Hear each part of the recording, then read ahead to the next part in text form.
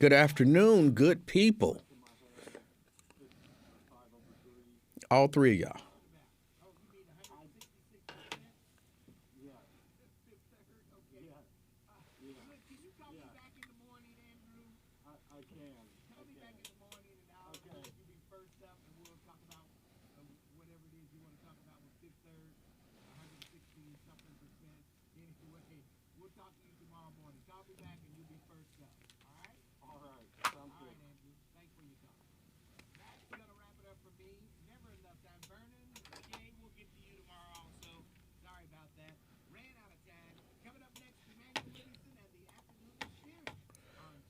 Hey, Liz, good afternoon. I'm still trying to get that ice cream.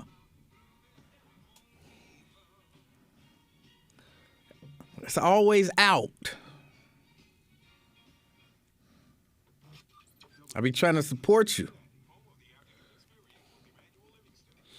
Terry, Tria, Candy D, good afternoon.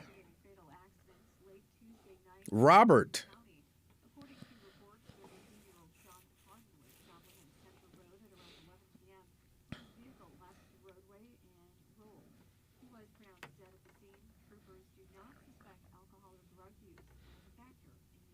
Kenneth,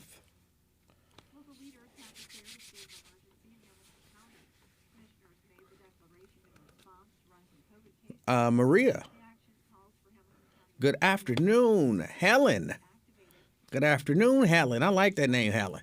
It's my mama's name. I tried to get my daughter to name that little baby Helen, but she didn't do it.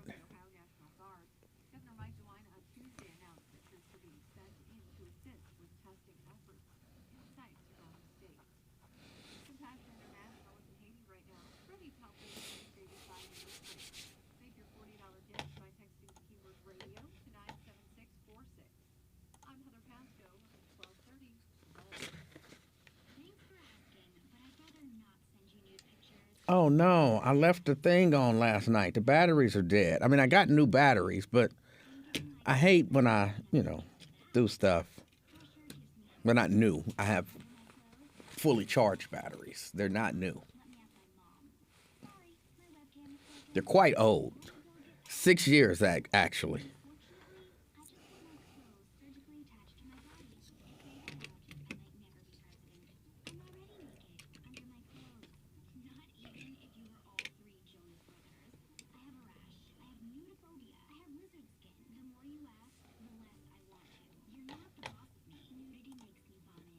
Erica Hummins, Tony Revels, William Wallace Jr.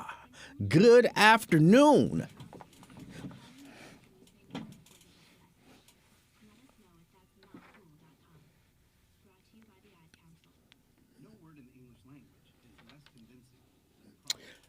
Kenneth says, I was in jail. Now I'm going to have to light you up, Emanuel. Don't do that mess you did last week. What'd I do? I like a good challenge. You tell me what I did, and I will do it again.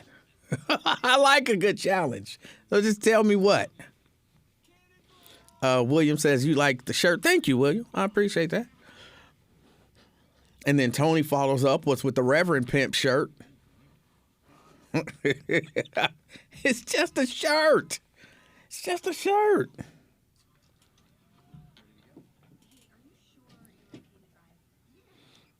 Tessie McConnell, Leroy.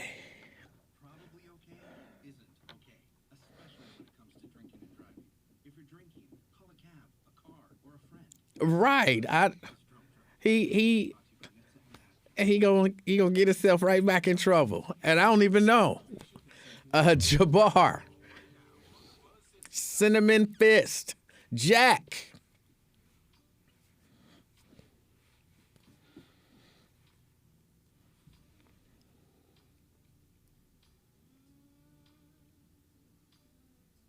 Yeah, no, I don't. I'm good. I don't need the modern look. How about loosen up one more button?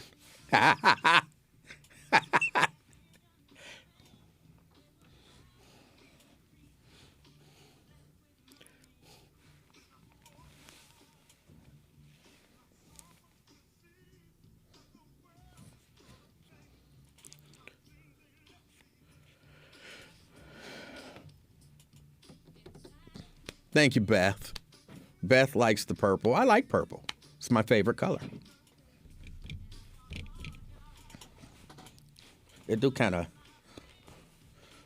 puff out up here.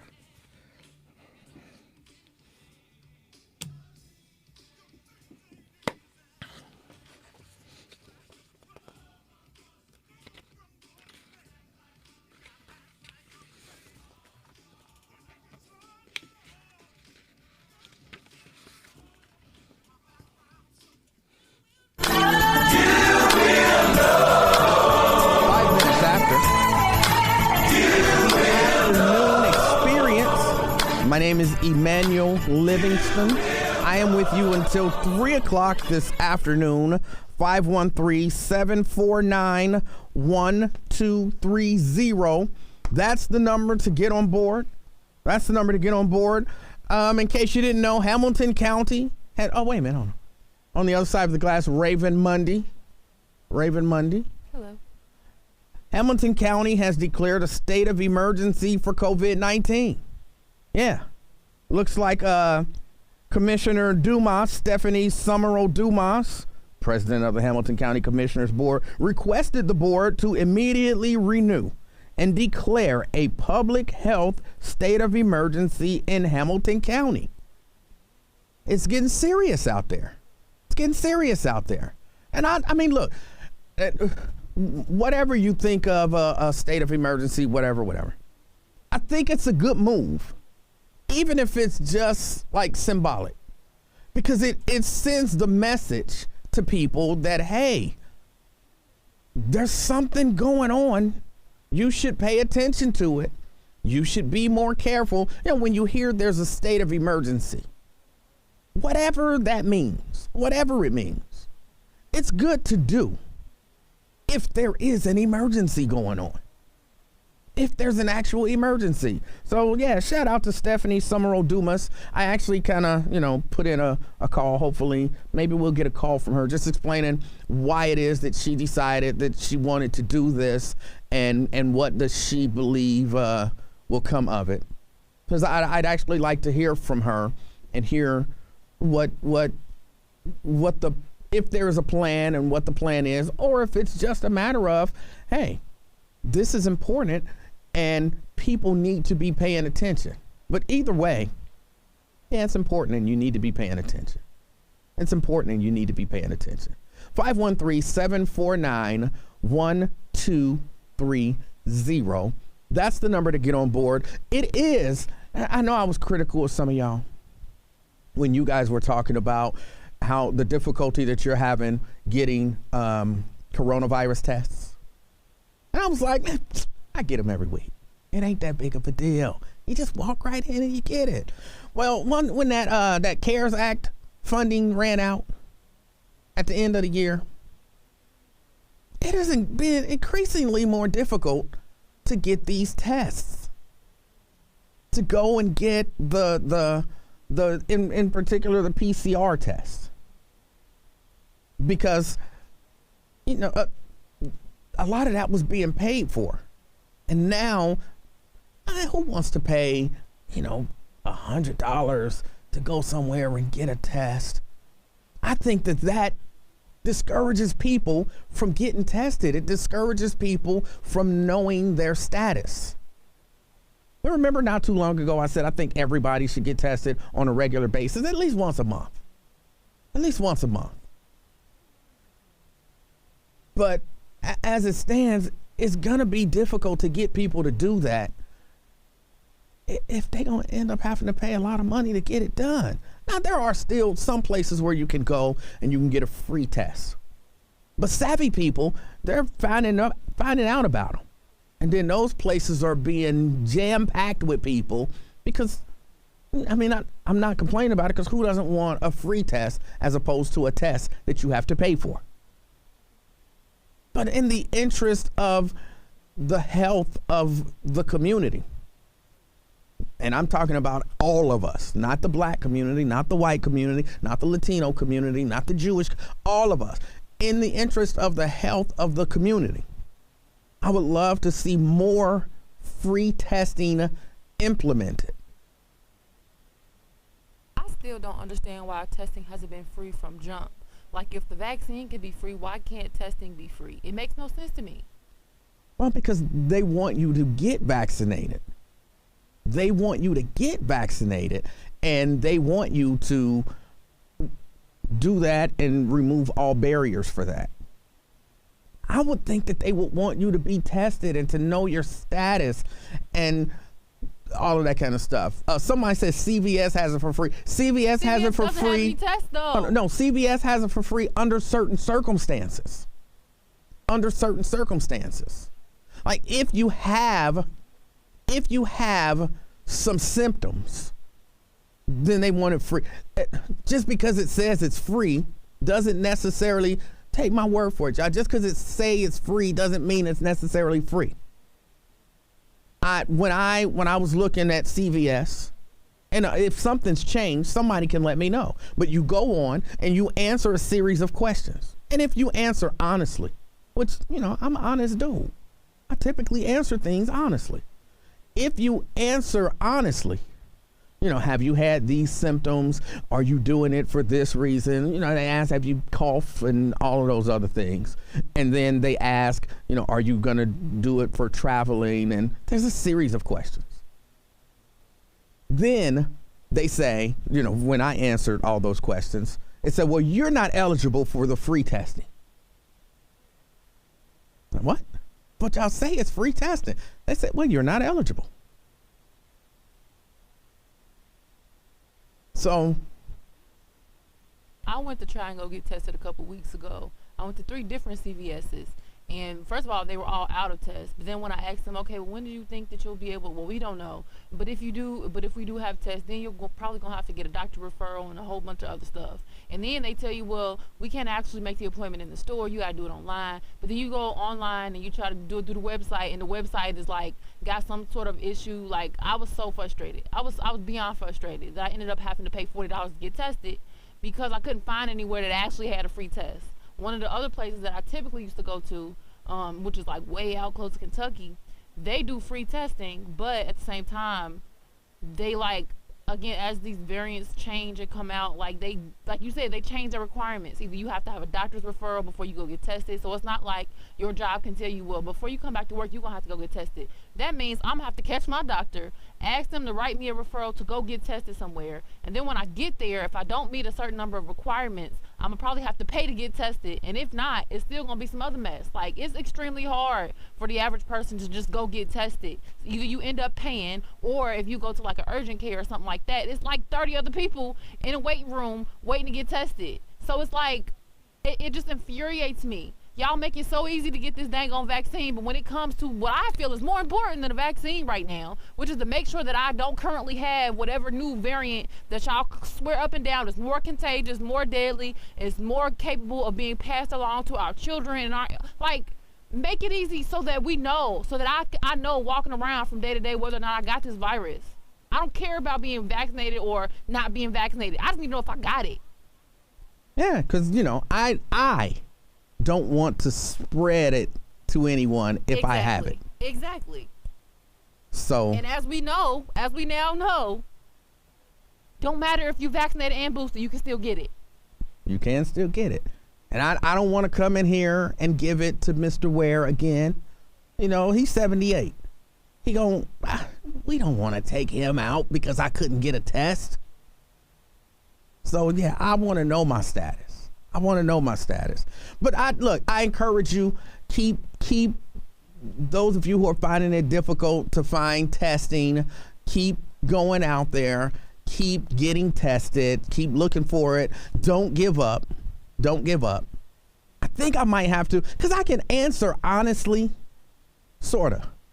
How do you answer honestly, sort of? Like, do I have any symptoms? I do have some symptoms. But they're not necessarily related to the coronavirus. Like, do you have a cough? Well, y'all all know. Y'all hear me every day. Yes, I have a cough. There is in no way, shape, or form do I believe that cough is, I'm not like, oh, that's a symptom. No, that's not why I'm getting tested. I got a cough because I had it a year ago. Still got the cough from a year ago. But I can check, yes, I have a cough. Runny nose every once in a while. When I eat something spicy, yeah, I get a runny nose. I can check yes on that. Have you had a runny nose? Yes. So I can answer that. That would be it. Because they're asking, have you had any of the following symptoms? And I can say yes to a number of those symptoms. But they're not really asking, have I had them just in general because of things that have nothing to do with that. They're asking for that. I can finagle it, but I don't want to finagle it. You know what I'm saying? I think the testing should be free. And I think everybody should get tested. I'm telling you, I am lobbying this company to test everyone weekly because they got to protect me. They got to protect me. Let me get a break in here. 513-749-1230. That's the number to get on board. Let's see, we got Teresa, Tony, Genghis, John, and James all on hold. I'll get to the phones when we come back. It's the afternoon experience. I'm Emanuel Livingston. We are under a state of emergency in Hamilton County for COVID-19. They say we're up to like a 25+% positivity rate in the county. That means 1 in 4 people in Hamilton County is positive for the coronavirus. 1 in 4. Ain't that about the same number of black women that are married? Like 1 in 4? That's a lot.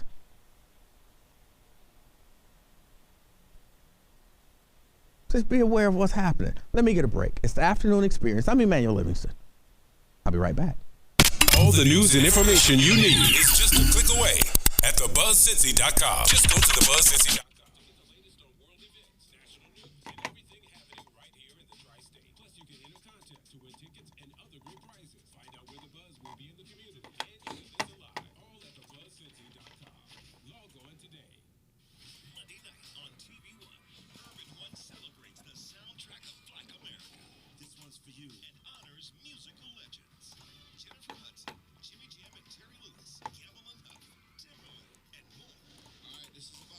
Y'all know that meeting I was supposed to have yesterday?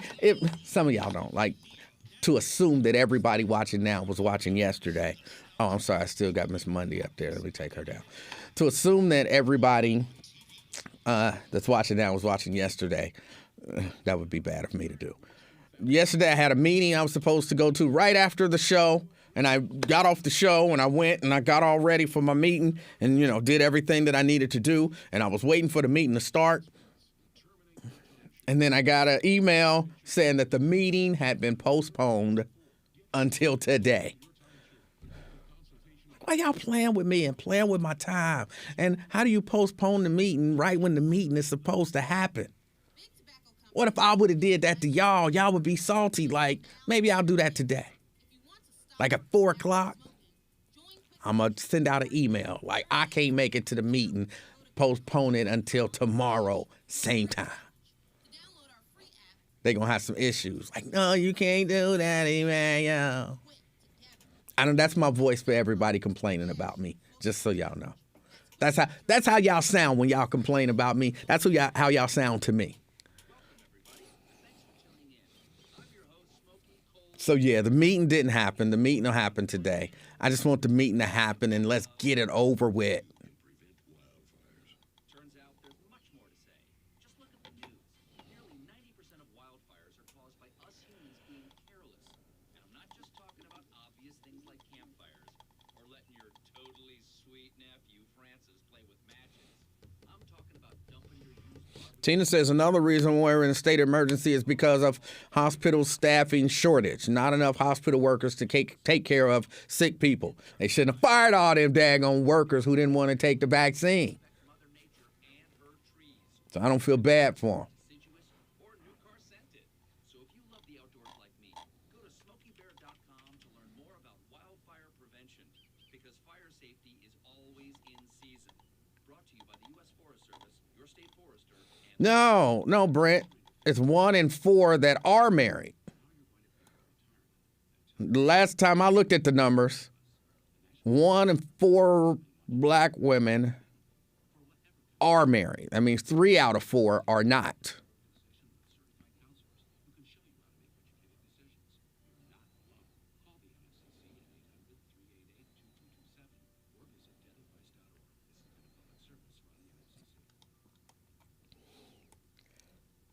Keeping it real with the Reverend Al Sharpton. Weekdays from 3 to 6 on 1230, The Buzz of Cincinnati, your talk station.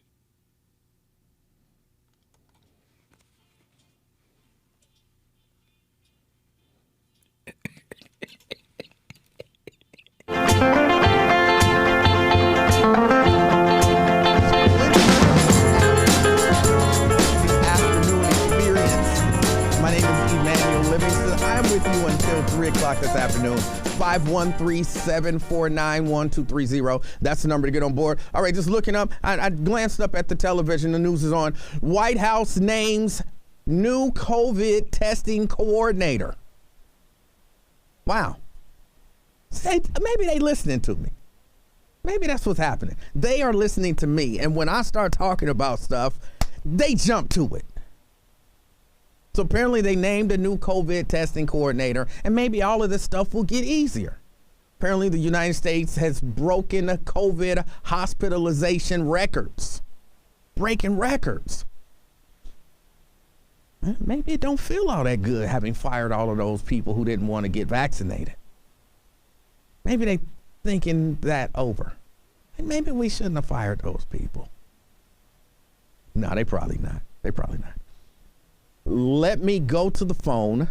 We'll go straight down the list. The way they called in is the way we'll take the calls. Teresa, you're on the buzz. Hello, how are you? Hello, Hey, Teresa. I'm fantastic. That's good. Hey, first, I haven't heard from Mr. Wells. Have you guys heard from him? I heard from him. Yeah. Okay. All right, I was was just it last wondering. week? I think he called in. Okay. I was just wondering. Why? Because, I mean, he's an older man, and I was just concerned. I would be more concerned about, I haven't heard from Reverend Shannon or what was his name? I don't remember what his name was, the last name he was using. I haven't heard from him, haven't heard from Mr. Mims in a while. That's who I meant, Mr. Mims. Oh, well, you said Mr. Wells. I'm sorry. I don't even, I said the wrong, Mr. Mims. That's who I was talking about. Oh, well, yeah, no, I haven't heard from him in a while. That's why, yeah, So, but anyway, I was calling in about COVID. So, seems like what you were talking about a long time ago as far as getting everybody tested, not just people that's vaccinated, it seemed like it should have been done a long time ago, huh?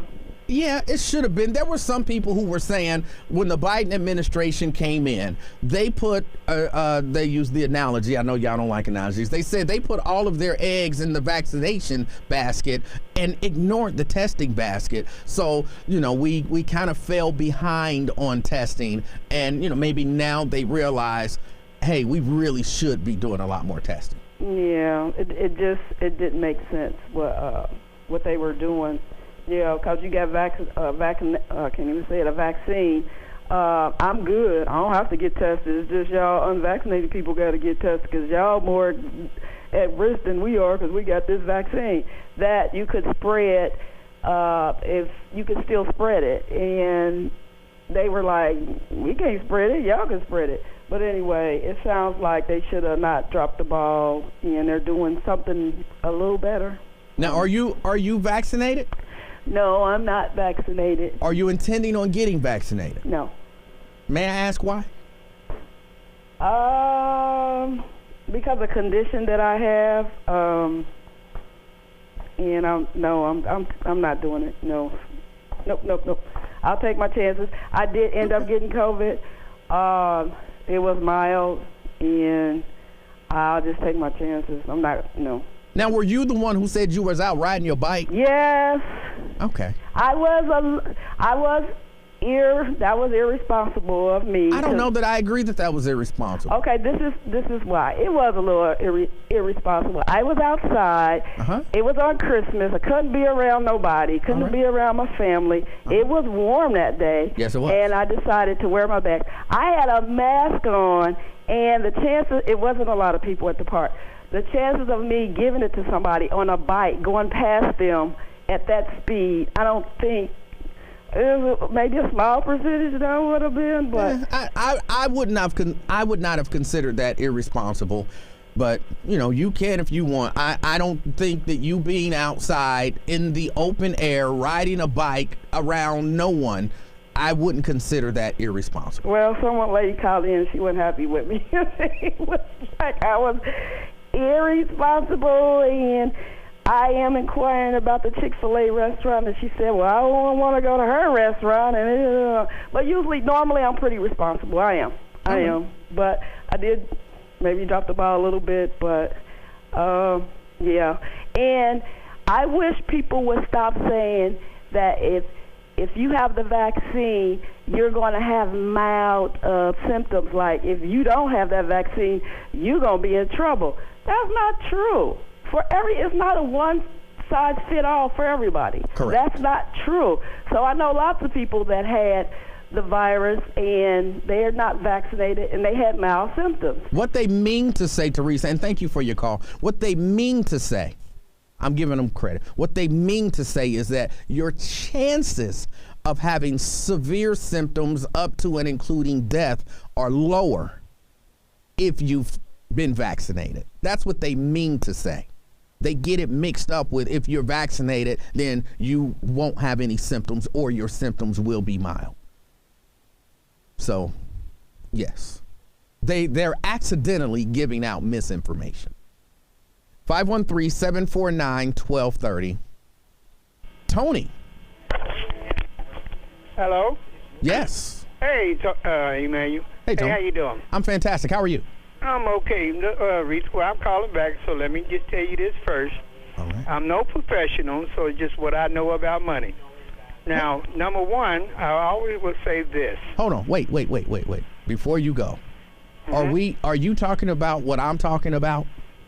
But, that's another thing. We just had somebody in our family just pass away with COVID. So only thing I can say about that, please, get tested.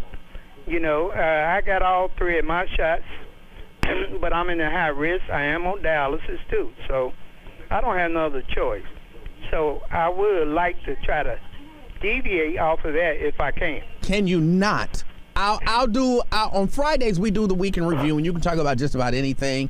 And I'll even maybe try to get somebody in here so that we can intelligently talk about what you're talking about so that then you can call in. But right now, it does not fit whatsoever with what we're discussing. Okay, but still, about the COVID, please be checked. Okay? All right. Now, have I had any symptoms from that? You just mentioned that you had a cough. What else you said? A running nose and something else, did you? Well, I just said I still have a lingering cough, yes. Okay, but I had them symptoms too, though. But after I had been tested, I still didn't come up with COVID yet. So I'm thinking it was just, the weather itself, catching a cold or a chest cold, something like that. Yeah, those still exist. Somebody was saying that they were getting over the flu, and somebody was like, you didn't have the flu, you had the coronavirus. People can still get the flu.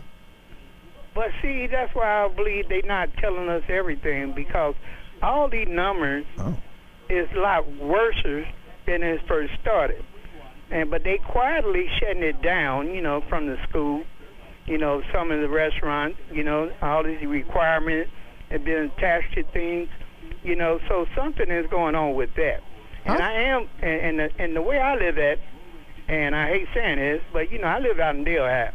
And, I don't go to Kroger's because, they don't put masks on up there. So, I have to avoid that Kroger's and go somewhere else where they wearing masks, But this side of the town over here, and I do get in conversation with them, and it's hard. Sometimes it get down to you might want to have a fight with them. Oh. I mean, they treat that like that out here in Delhi, like, it's Trump living out here. You know what I mean? Okay. Okay, but I will be calling on Friday because I think this is very important for our black people to show them what we need to do and leave Fifth Third alone. All right. Okay? All right. All right, thank you. All right. 513-749-1230. That's the number to get on board.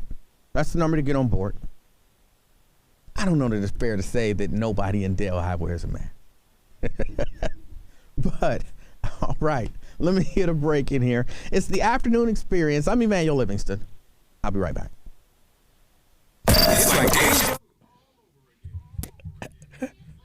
Somebody said, this one made me laugh when I was getting ready to go back on, because y'all see these messages, they just pop up.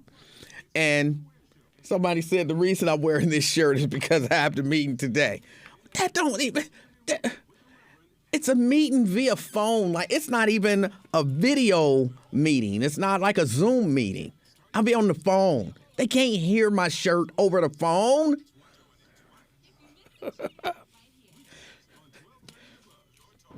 But they made me laugh. So, hey, I appreciate that. And he did say Kroger's. It bothered me. But I just let it go. I let it go. He said it a few times.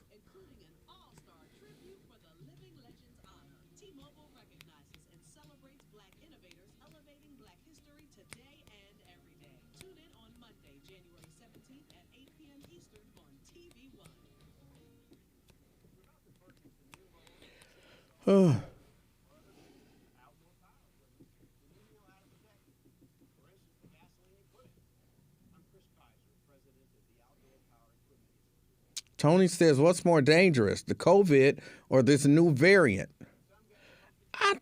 I'm not sure that I understand the question. I think they're the same.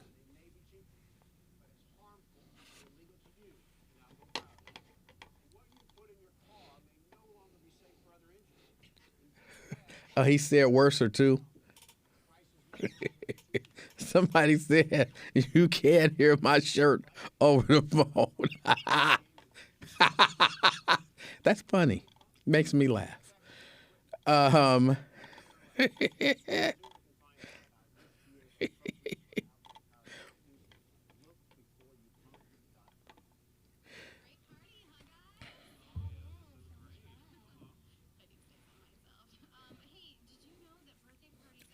I said worser?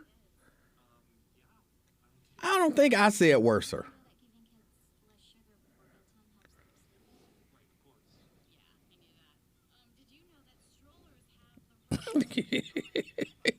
No, Cedric, that is not what that means. I'm not sure that I understand the question. Does not mean that it was a stupid question. It just means that I'm sure that it was phrased in such a way that mentally, intellectually, I'm not equipped to necessarily understand what it meant. It's on me. It's not on the question. It's on me. It's not you. It's me. Challenge your authority. They'll try to break your will. They'll push you to the edge of your sanity. Because that's what kids do. But this car is your territory, not theirs. Defend it. Emanuel, the reason they say Kroger's is because they're showing possession. No, that's not why they're saying it. They're saying it just because they put S's on the end of stuff. They ain't got no business putting S's on the end of. They put an S on the end of Walmart. They put an S on the end of White Castle. They put an S on the end of Kroger. They just put S's on shit that they need to stop putting S's on.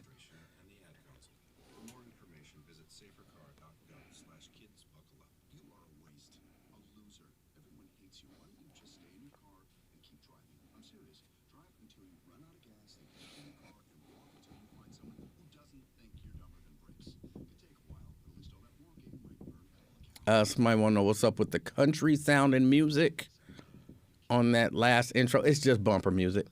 It's not that important. It's not that important. It just gets us back, that between the end of the liner and when I start talking, it's just something to flow from one to the other. Not that important.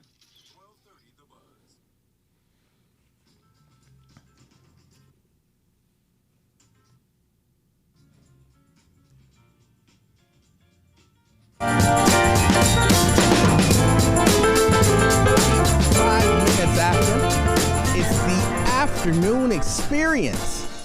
My name is Emanuel Livingston. I am with you until 3 o'clock this afternoon, 513-749-1230. Yes, in Hamilton County, there is now a state of emergency. Stephanie Summerall-Dumas, president of the Hamilton County Commissioners, requested the board to immediately renew and declare a public health state of emergency in Hamilton County, and that was done. Now, I reached out to Stephanie Summerall-Dumas' office, somebody I know at the office, and said, can she call in and can she talk to us? Y'all know how people don't be wanting to call and talk to me. But on the line, Commissioner Stephanie Summerall-Dumas, welcome to the show. Well, thank you so much. Why would I not want to talk to you? A lot of people don't, but you are on the line. What was the reason that you decided that it was time for Hamilton County to declare a state of emergency? Well, we wanted to get the attention of the Hamilton County residents. Of course, you say state of emergency. I'm hoping that people will stop in their tracks and say, well, what is going on? We really knew, all of us know, that there is a state of emergency, but I wanted us as the leaders of the county to declare it.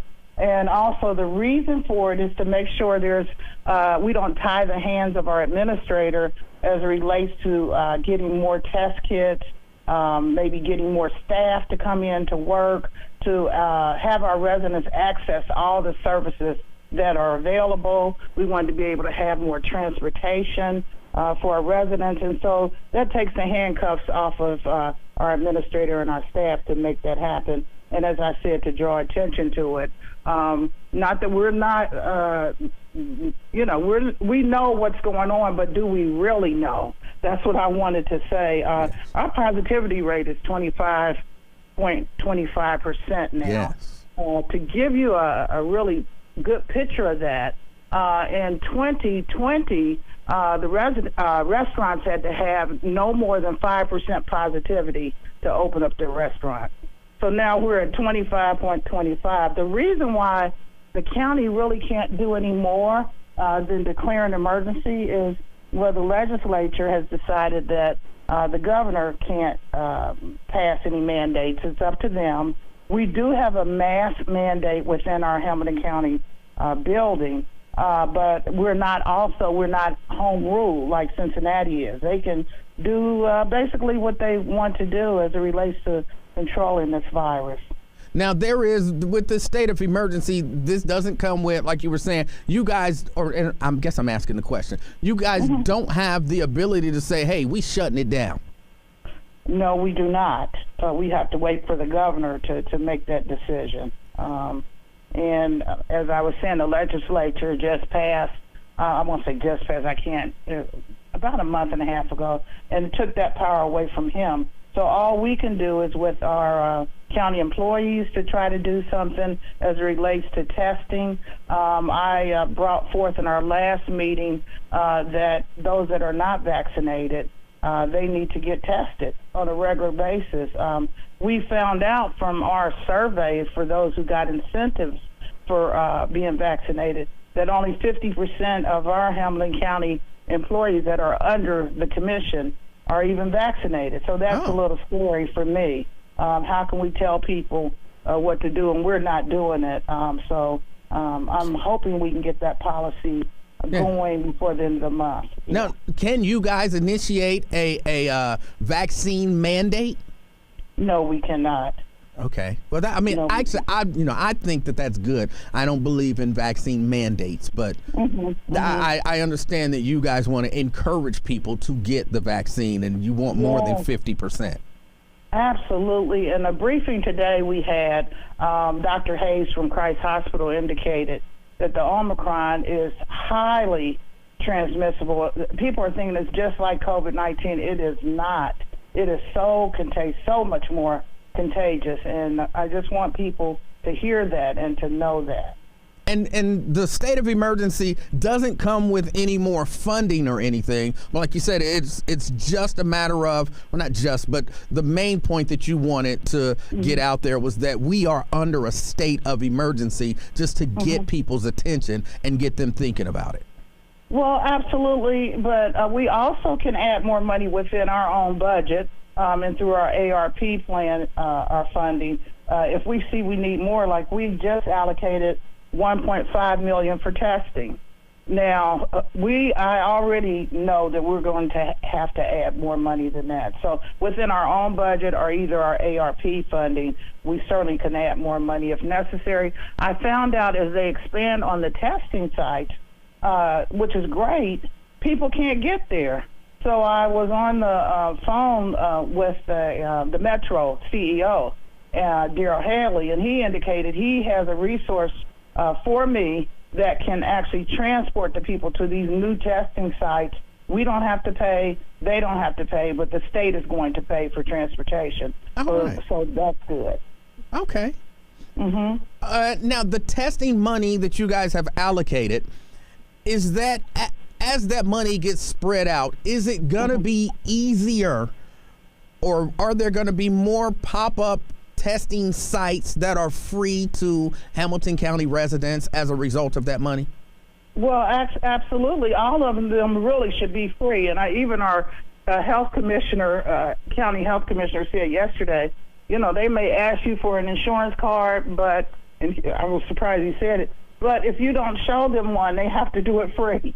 I think Alicia Reese brought up about Lincoln Ware, and he's having to owe all this money when he went for his test or something. So it really should be free. Of course, they'd like to have the insurance so they can recoup some money, but all of these are supposed to be free.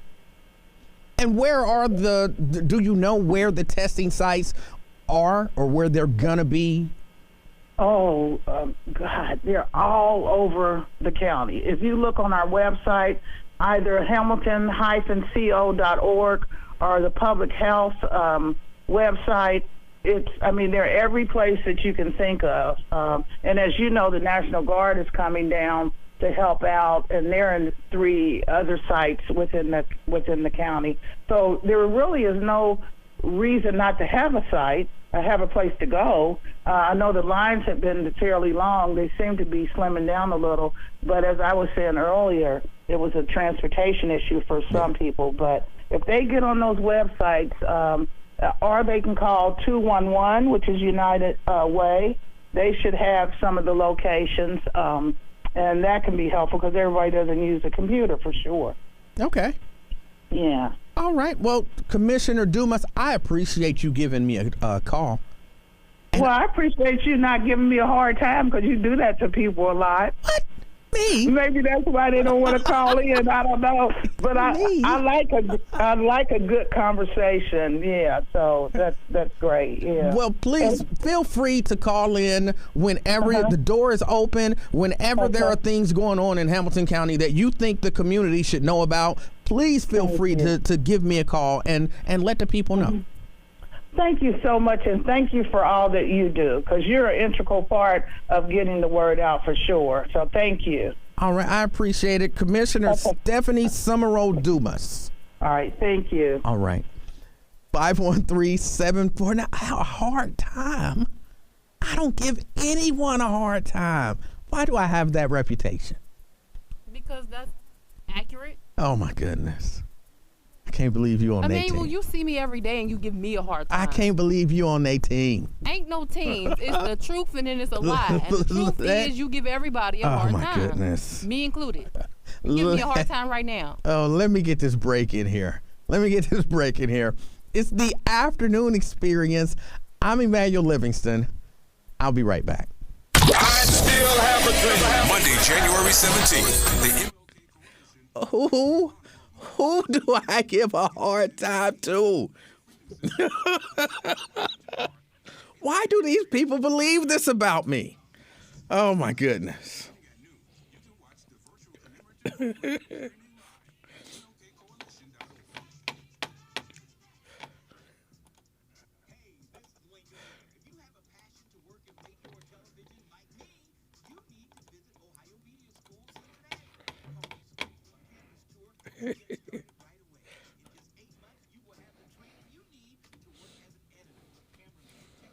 Black Wolf Fish says men on film want their shirt back. Oh.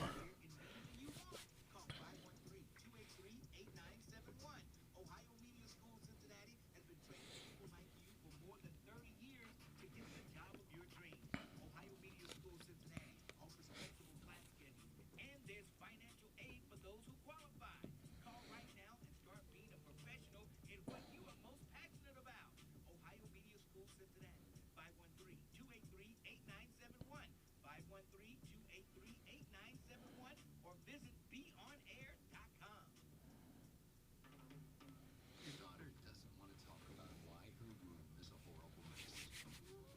Your son doesn't want to talk about why he's wearing mismatching socks. Your spouse doesn't want to talk about their bad haircut. Families don't have to talk about everything. Tony says, you don't give your callers a hard time. It's just you make them tell the truth.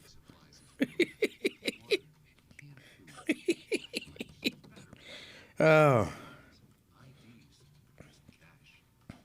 Talk about where you'll meet in case you lose one another. Of course, don't forget to pack the dog drinks. Ron likes the shirt. Thank you, Ron.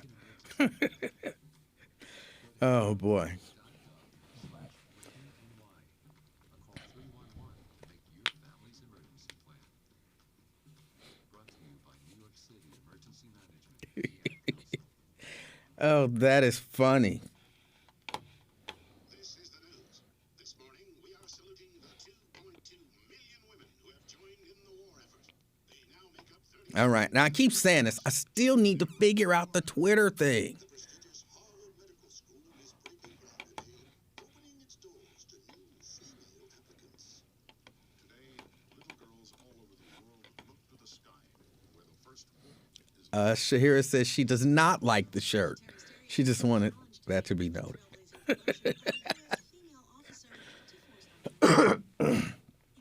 TC said, who still eat Popeyes?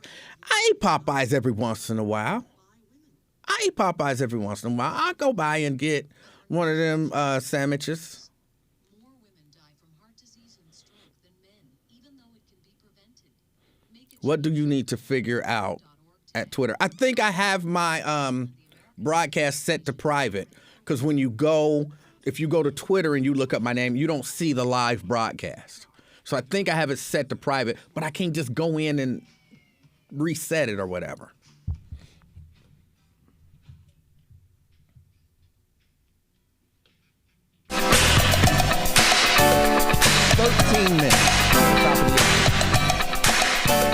The afternoon experience.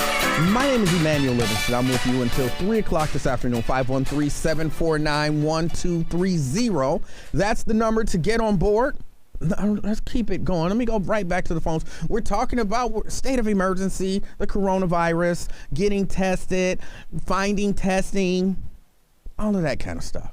We're talking about it. She says you go to hamiltoncounty.org and you can find testing there. Go to the public health site. You can find testing spaces there, places where they're doing testing. So that's good. That's good. Again, I find testing. I find it. I don't have a choice.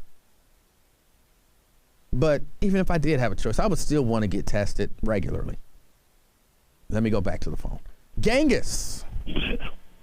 I've never heard so much confusion about something as this serious epidemic that's going on. I don't know how it's going to be around July because it's still going to be here.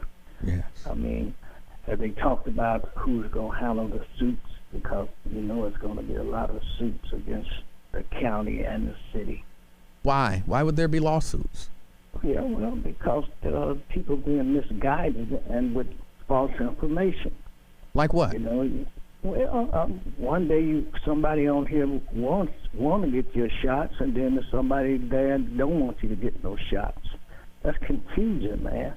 That's how one of our largest problems now. We don't know who in charge, and it's pity patty. That's just what I'm saying. I don't know. I listen to you I don't every understand day. what that means. And Well, that's what I'm talking about. It's a whole lot of stuff that you don't understand. You're too young to understand most of the things that's happening. That could be. Definitely so. Definitely so. Yeah, that could be it. You know, you play that cronyism, and racism is the biggest thing, the problem we have in this whole country, and you all practice it every day. Who? Yes. Now you are out. Who? Now you don't know who I'm talking about. All right, I don't. Can you tell me? I don't have that. You'll find out. All right, I don't have time for riddles that you ain't even gonna answer. Sorry, I just don't. I don't have time for riddles. James. Oh, James is gone. 513-749-1230. That's the number to get on board. Garrison. Okay, wait a minute. Okay, I'm going on the radio. Hey, Emanuel. Yes, sir. Look here, brother. I'm going through hell, and brother, I can't stand it no more. Now, I'm about to lose it, man. Look. Don't lose it. Hold on. Stop for a second. No, but see, hold on. This is not what we're talking about on the radio. Garrison. I'm not allowed to talk about this on the radio, but I'm being harassed. Oh my God, Garrison. Yes. First, I need you to calm down if you can. Try to calm down because I want to understand what you're saying. All right. So tell me what's going on. Now I've been going down to City Hall for 20 months about where I live at. Okay. I don't have no write-ups. These people they come in my apartment to give us notices. They've been coming out, man. Calm down. I need you to relax for a second. I can't get in contact with my family. We are on good, bad terms. They won't answer the phone. Won't nobody help me out. I've been down to City Hall.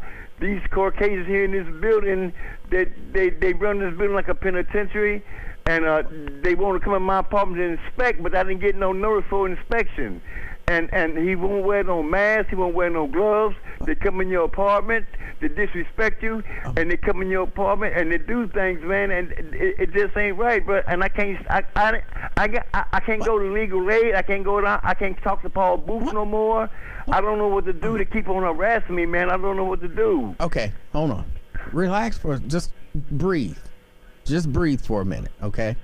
So someone came to your apartment. The manager. The manager came to your apartment. He's the assistant manager. He's not the main manager. And they took over the apartment. They've been, oh man, it's hard with me what they're doing, man. But they supposed to give you a notice before they come in your apartment. They done been in my apartment about 15, 20 times. They give me a notice, but they didn't give me a notice this time. It's just the way they run. I've been talking to Paul Booth about it down at City Hall, but he won't help me out. You know, and these people, they don't have no write-ups on me or nothing like that. I don't think Paul Booth's been at City Hall for a while. I've been talking to Paul Booth for 20 months. I've been talking to other people down at City Hall I've been talking to Paul Booth for a long time about this building here, and he seemed that Hold on, let me try to. You have a decent relationship with Scotty Johnson, right? Brother, hold it. Now, let's not bring that up. What? I don't. No, come on. No, come on now. Let's not. See, look. You know what? I want to let the society know I done took all I can take. I don't want to talk to Scotty Johnson. I done talked to Paul Booth about 20 times. You know, and Garrison. Scotty Johnson is a city councilman. I know. I don't want to talk. Okay. So he might be able to help you. Oh man. He might be able to. Oh, man, damn. Look, these people down there where I live at, man, they want to try to put me out, but they don't have no write-ups on me. And I'm going through hell down here, man. They're racist. They're racist, you know, and they're racist. They're doing favoritism, and they want to put me out, but they don't have no write-ups on me, man. And this guy want to come in your apartment without wearing masks. Okay, hold on just a moment. Hold on. Let me put you on hold. Miss Mundy, do I need to take a break? Okay, let me get a break in.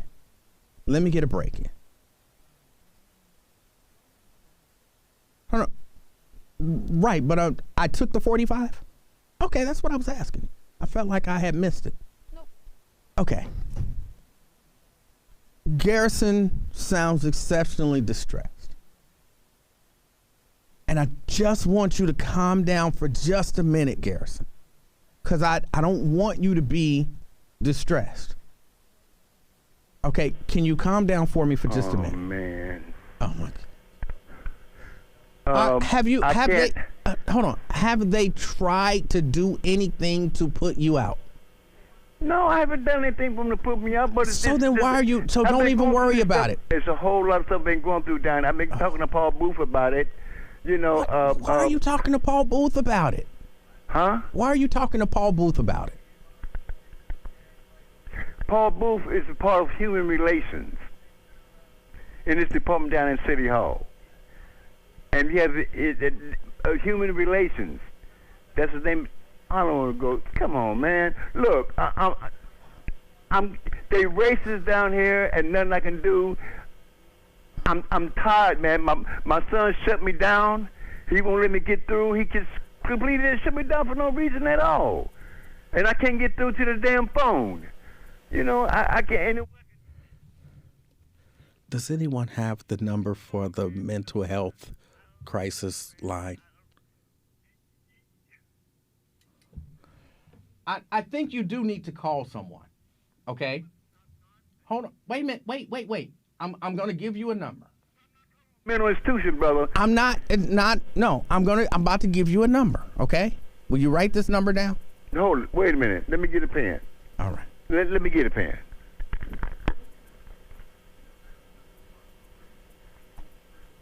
All right, he's going to get a pen. I'm going to give him a number. And thank you, Janice, for giving me this number. He's experiencing some difficulties. And I don't want to, he's in distress. I don't want him in distress. And there may be someone that can help him. It has taken a long time to find that pen. Okay, sounds like he's coming back. All right, I got 2 or 3 pens in this case. All right. One doesn't write. All right, I'm under a lot of stress. I mean, I've been going through this for a long time. Here, just take this number down. Take this number now, down. what is connected to? Well, take the number down first. I'll tell you. What is it connected to? It's 345. Hold it. You got that part? 345. 4160. Okay, now what is it? That is Pro Seniors. They help senior citizens with issues just like what you're talking about. This is just an organization. It's not. They can help you. They can help you. Give them a call. They can help you. And then if they can't help you, give me a call back, and I'll see if I can find someone else to assist you. Okay? Brother, don't try to push me to no daggone mental health board or some That is not it. Stuff. It is not a mental health board. I'm saying don't individually try to push me toward the direction. Man, I'm under a lot of daggone stress. My son won't even call me. Well, you might I need. can't get in contact with my son. I can't get. They push me. Garrison, call Pro Seniors, but you might actually need. There's no shame in getting. If you're really stressed out, there's no shame in getting some mental health to help you it ain't deal none of with that. the stress. I don't need no. Look, everybody, we're putting a lot of stress anyway. Look, the way they run this building here is like a penitentiary, and these guys think they can come in your apartment, talk to you any kind of way. They go in your Frigidaire with no gloves. They don't wear no mask. You know, they say they give me they gave me a notice to come in my apartment and left it at my door, but I never received no notice. Okay. Call the number. Call the number I just gave you. 513, of course, is the area code. Okay? 345-4160. Yes. And it's called Pro Seniors? Pro Seniors. Is that an organization that just got together or something like that? I don't think so. I think they've been around for a minute, and they help people. Man, I'm I've been trying to get it. My son just cut his number off where I can't get in contact with him. The phone won't even ring. He just goes to an answering service. Now he knows what I'm going through. You know, my sister knows what I'm going through. And I want you to call that number, but then I do want you to think about maybe calling a counselor as well. No, I to don't help need you no counseling, brother. That counseling help thing. you deal with the stress that you're under. No, I'm not going to talk to no Caucasians or no Uncle Tom black folks with no mental health field. No, you know don't. How they run. But look, everyone in the mental health field is not Caucasian or an Uncle Tom. I didn't say they were. Right. I didn't say they were, but I know how they are. I know how they are. They try to put the problem on you when society's got the problem. No. You know, these people in here, man, they dogging us out. You know, you can't go to legal aid. They charge you $200 or $300. You know, have you ever heard of a sound mind counseling? I know what a sound mind. There's a young lady who calls in. She calls into this show. Her name is Dr. Chantel Thomas. Chantel Thomas. I talked to her about. Look, man, she gonna charge me $100 an hour. She gonna charge me $100 an hour to talk to her. The only reason and that was maybe about 8-9 years ago that was a long time ago. Well, so maybe try it again. Maybe. No. Do you have insurance? $100 an hour. Do you have insurance? Her son. That's not the point. Her son. Her husband. He's in the same business too. No, well, he's not. But do you have insurance? I got it. No, I'm not. I got it. No. Then the insurance Chantel Thomas, she's a joke. She's not. No, she's a joke. Cause if she wants, she's not. And if she really wants to do something, and the insurance may cover it. That's not the point. The point is she got this. She could have worked for the mental health field in the community, but she got her own business, so she can make money. She does both. She's in the community and she has a nonprofit. Give me a number. Oh, I don't have the number right off the top of my head. Okay. I know it is a sound mind counseling. A sound mind counseling. Hold it. SOUND. MIND. Hold it. MIND. Sound mind. Counseling. Let's spell a counseling because I'm confused right now. COUN. SELING. Right. Sound mind counseling. Now, yes. Sound mind counseling is up under Chantel Thomas. Yes. Can you spell Chantel Thomas? I believe it's SHAN. SHAN. TEL. Thomas. THO. MAS. I'll talk with her before, yes. And she would charge me. I talked to her a long time ago. But yeah, that was charge me $100 an hour. Give it a shot now. Just let her know you have insurance, and you know that she can help you deal with some of the stress that you're under. And don't forget to call Pro Seniors as well, so that they can help you figure out the thing with your apartment. Okay. Okay. Now I talked to Paul Booth about this bill for about 20. It's been about 20 months. I've been talking to him. In some cases, I try to talk to what's the police officer again? Scotty Johnson. Scotty Johnson. I talked to him quite a while. Well, I would like to talk to Scotty, but Scotty's on city council. Matter of fact, what position does Scotty? What does he represent down there? He's a city council member. But what does he represent? I mean, the it's people. like Chris Smith, and he represented the police. No, he represents the people. Here, let me give you this number for a sound mind counseling, okay? I want to give you the number. 513 948 0023 0023. Yeah. Okay, now let me say something. Look here, have you heard of a guy named Al Beasley? I've heard of Al Beasley. Okay, now Al Beasley, his son and my son, they are partners 100%. They trust each other. They're good friends. If anybody out there, I call Al Beasley and tell Al Beasley's son to call my son and tell him to unblock his phone, because see, I'm been pushed up on a lot of pressure by these white folks down in this building, and me and this guy down here is about to go to blows. Well, don't go to blows. Don't. He was to put his hands on me. He's taller than me. Will you make me? Hold on. Will you make me one promise? Just one, okay? Yeah. You will call Pro Seniors, and Dr. Chantel Thomas and even Scotty Johnson before you even consider going to blows? Will you promise that you will call all three of those people before you consider going to blows? Okay, and I'm on. Hold on, I need you to say, I promise you. I promise you, and now I stay at Warner Towers Apartments, right across the street from the library downtown. All right. You know, and these people down there run this place like a penitentiary, and they disrespect us, and they're doing a lot of favoritism for them Italian.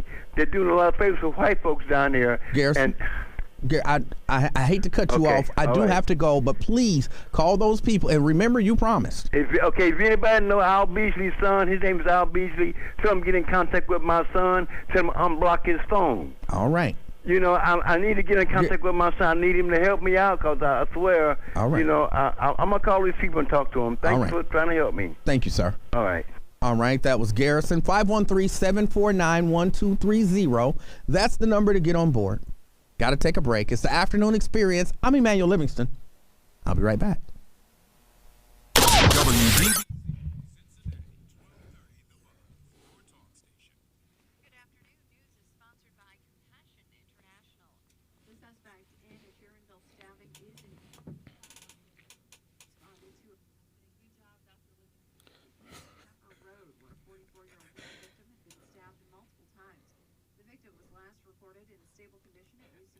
Look, y'all can't be mad at me if something tickled me a little bit, okay? You can't be mad just because somebody and I'm just letting y'all know this for future reference. I can't help it. I can't help what tickle me. It don't mean that I don't care. It don't mean any of that kind of stuff. But I can't help what tickle me. It don't mean I didn't take it serious.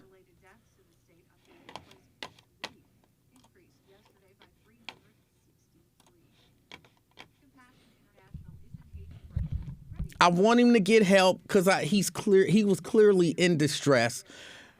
I don't know the situation. There's a chance that the situation is not as dire as he's making it. But if that's what you feel in that moment, that's what you feel.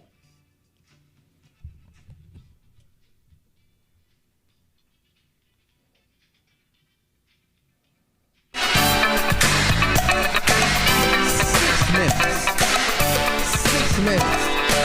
It's the Afternoon Experience. My name is Emanuel Livingston.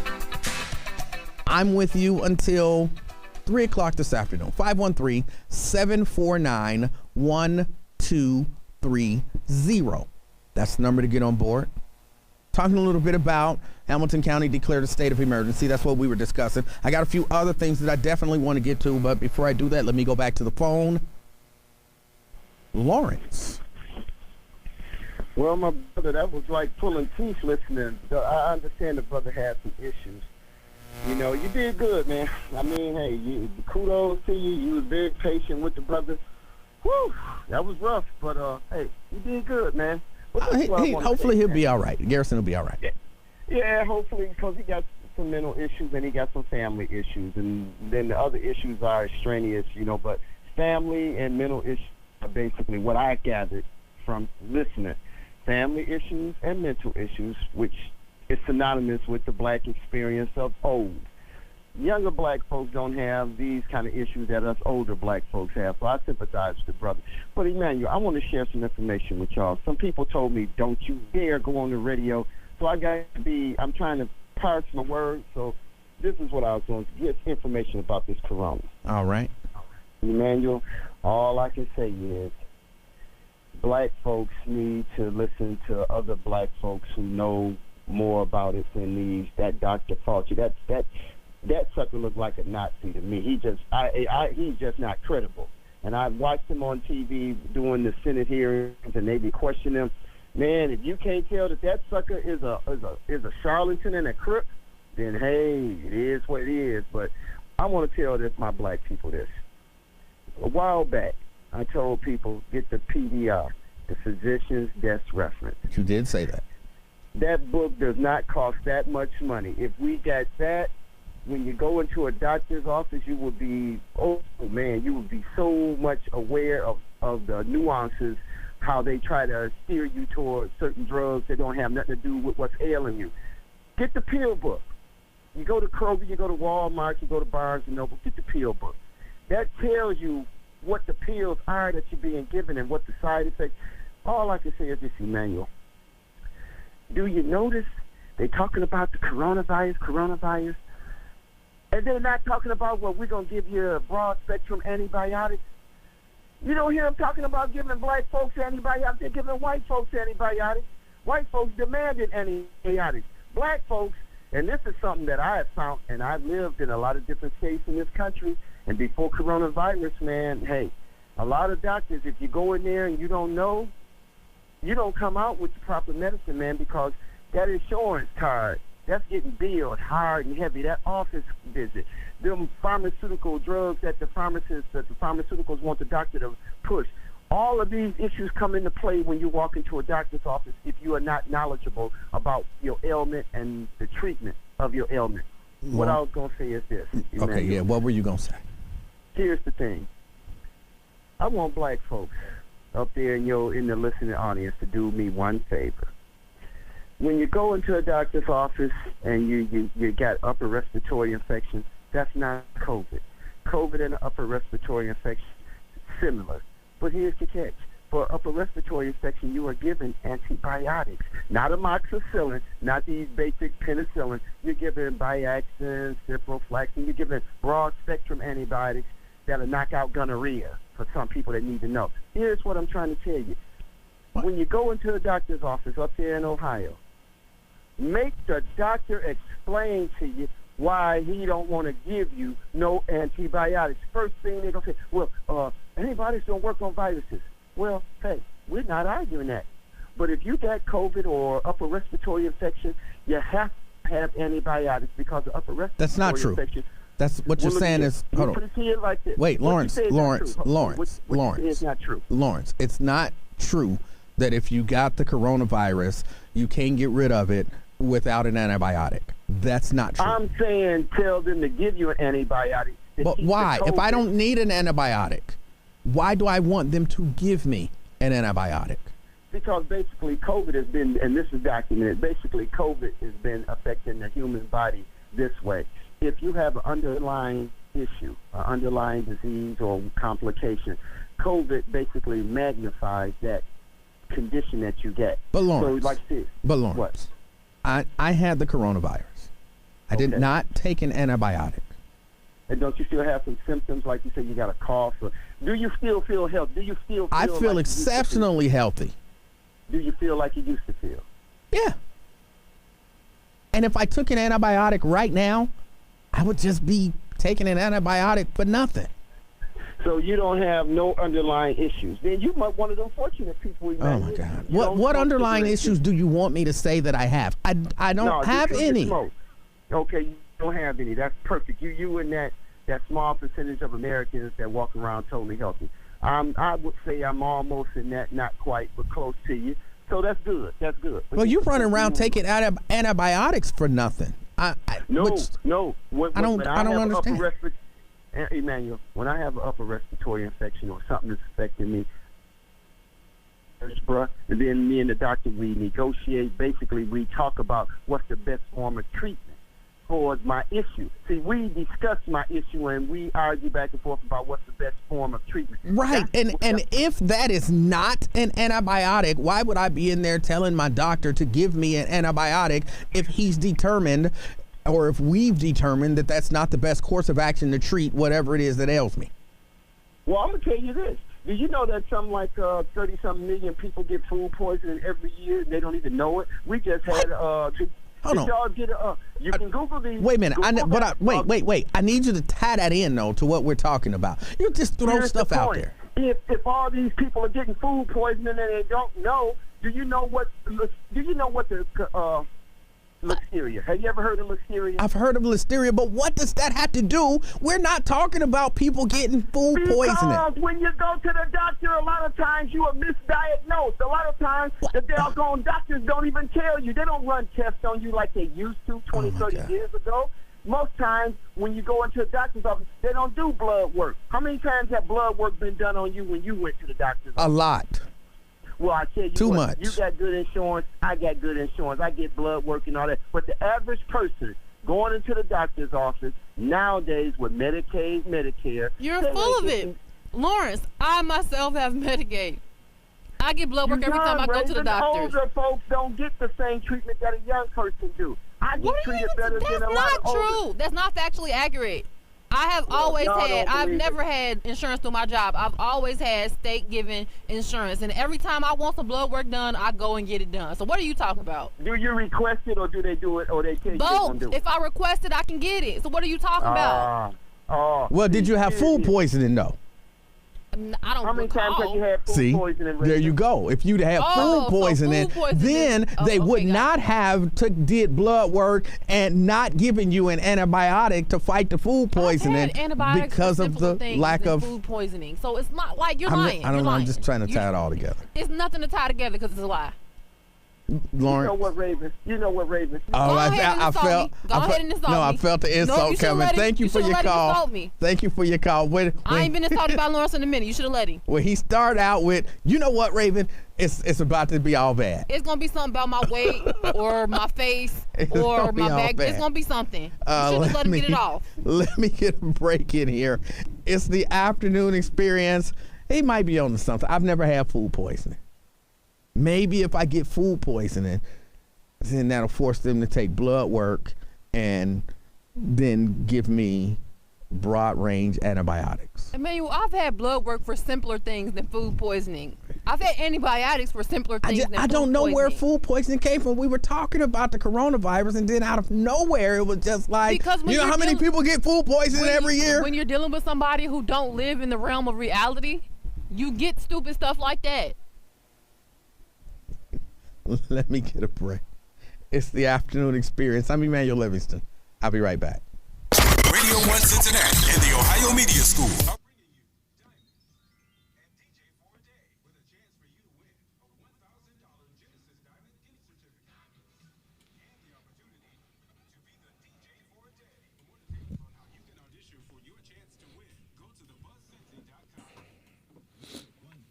I didn't understand where the food poisoning portion of the conversation came from. Just nowhere.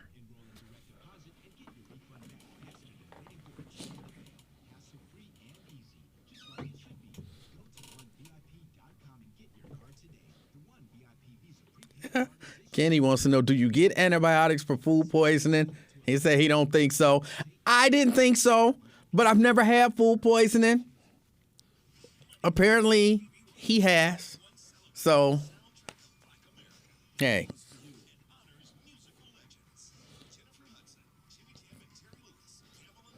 It was for real. It was just out of nowhere. Like y'all heard it. Coronavirus, antibiotics, physician's death reference, and do you know how many people get food poisoning in a year? Where did that come from? Just duck. There might be some more stuff coming in. Just be careful.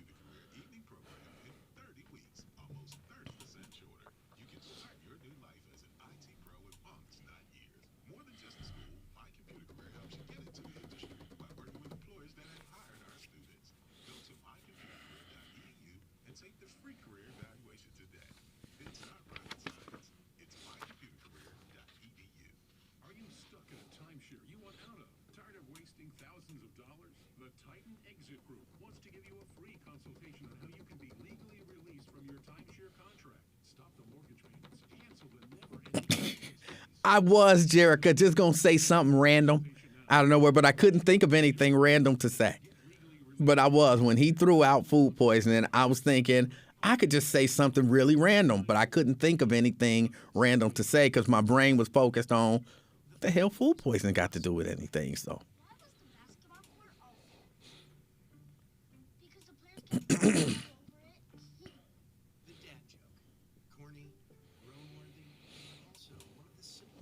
David, I am not using my CPAP device. I'm not. But what clued you into that? And I know I said I was going to use it on a regular basis, and then I just get lazy and all of that stuff.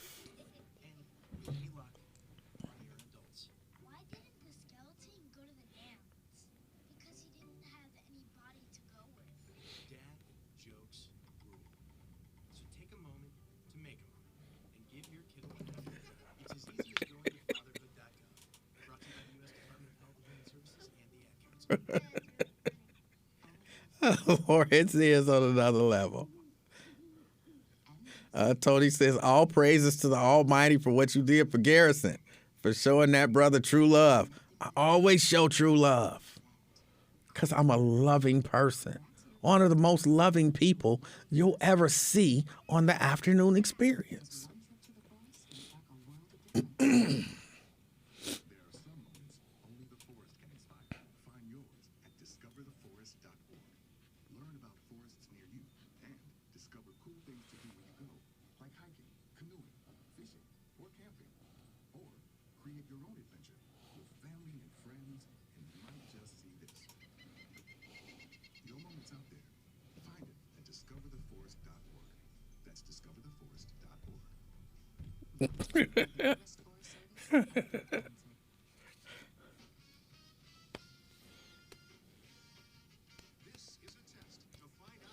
Ron says, good save. It was going to be all bad. It was. It was going to be all bad.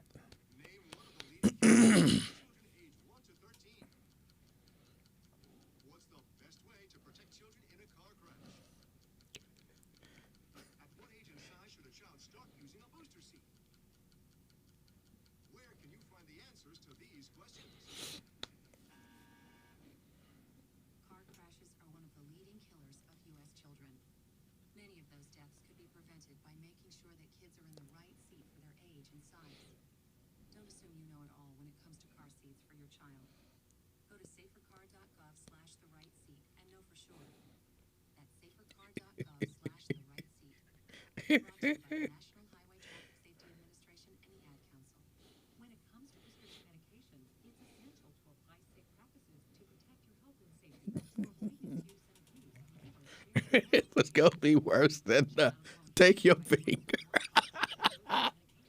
Oh.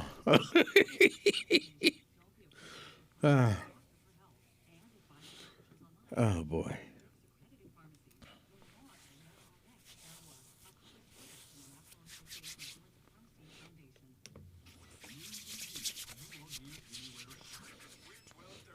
Come on, Purell.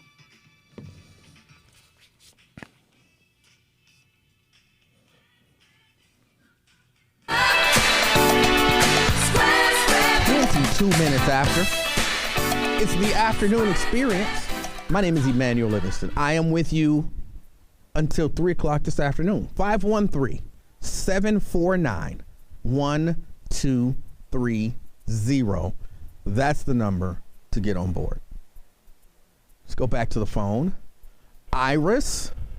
Hey, Emanuel, King of Talk, Dave Stinger. I don't know what to call you these days. My name is Dave Stinger is a totally different human.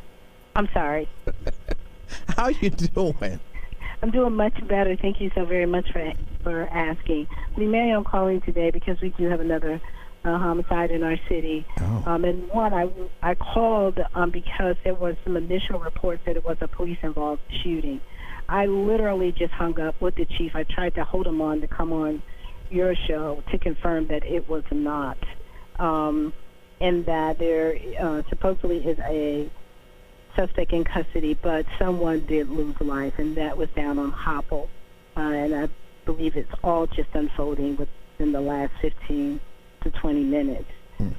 So as we continue to figure out how we interrupt this violence that we see in our city, whether it's guns, knives, bats, I want to make sure that those of us who are watching police and violence that they may put on our communities, that this was not a police-involved shooting. And you're the only one that I know to call right now so that we can get it out to our communities. But unfortunately, someone did lose a family member. Someone did lose people that they love. And it is on all of us to figure out how we can stop what we are seeing happen in our community. Yes. And if I get any more information, I definitely will give you a ring back or have the appropriate people who are responsible to all of us to give us the exact information and the facts of the matter, reach out to you. And I just wanted to make sure I got that out today. And you say, because I just want to make sure I understand, was it a shooting?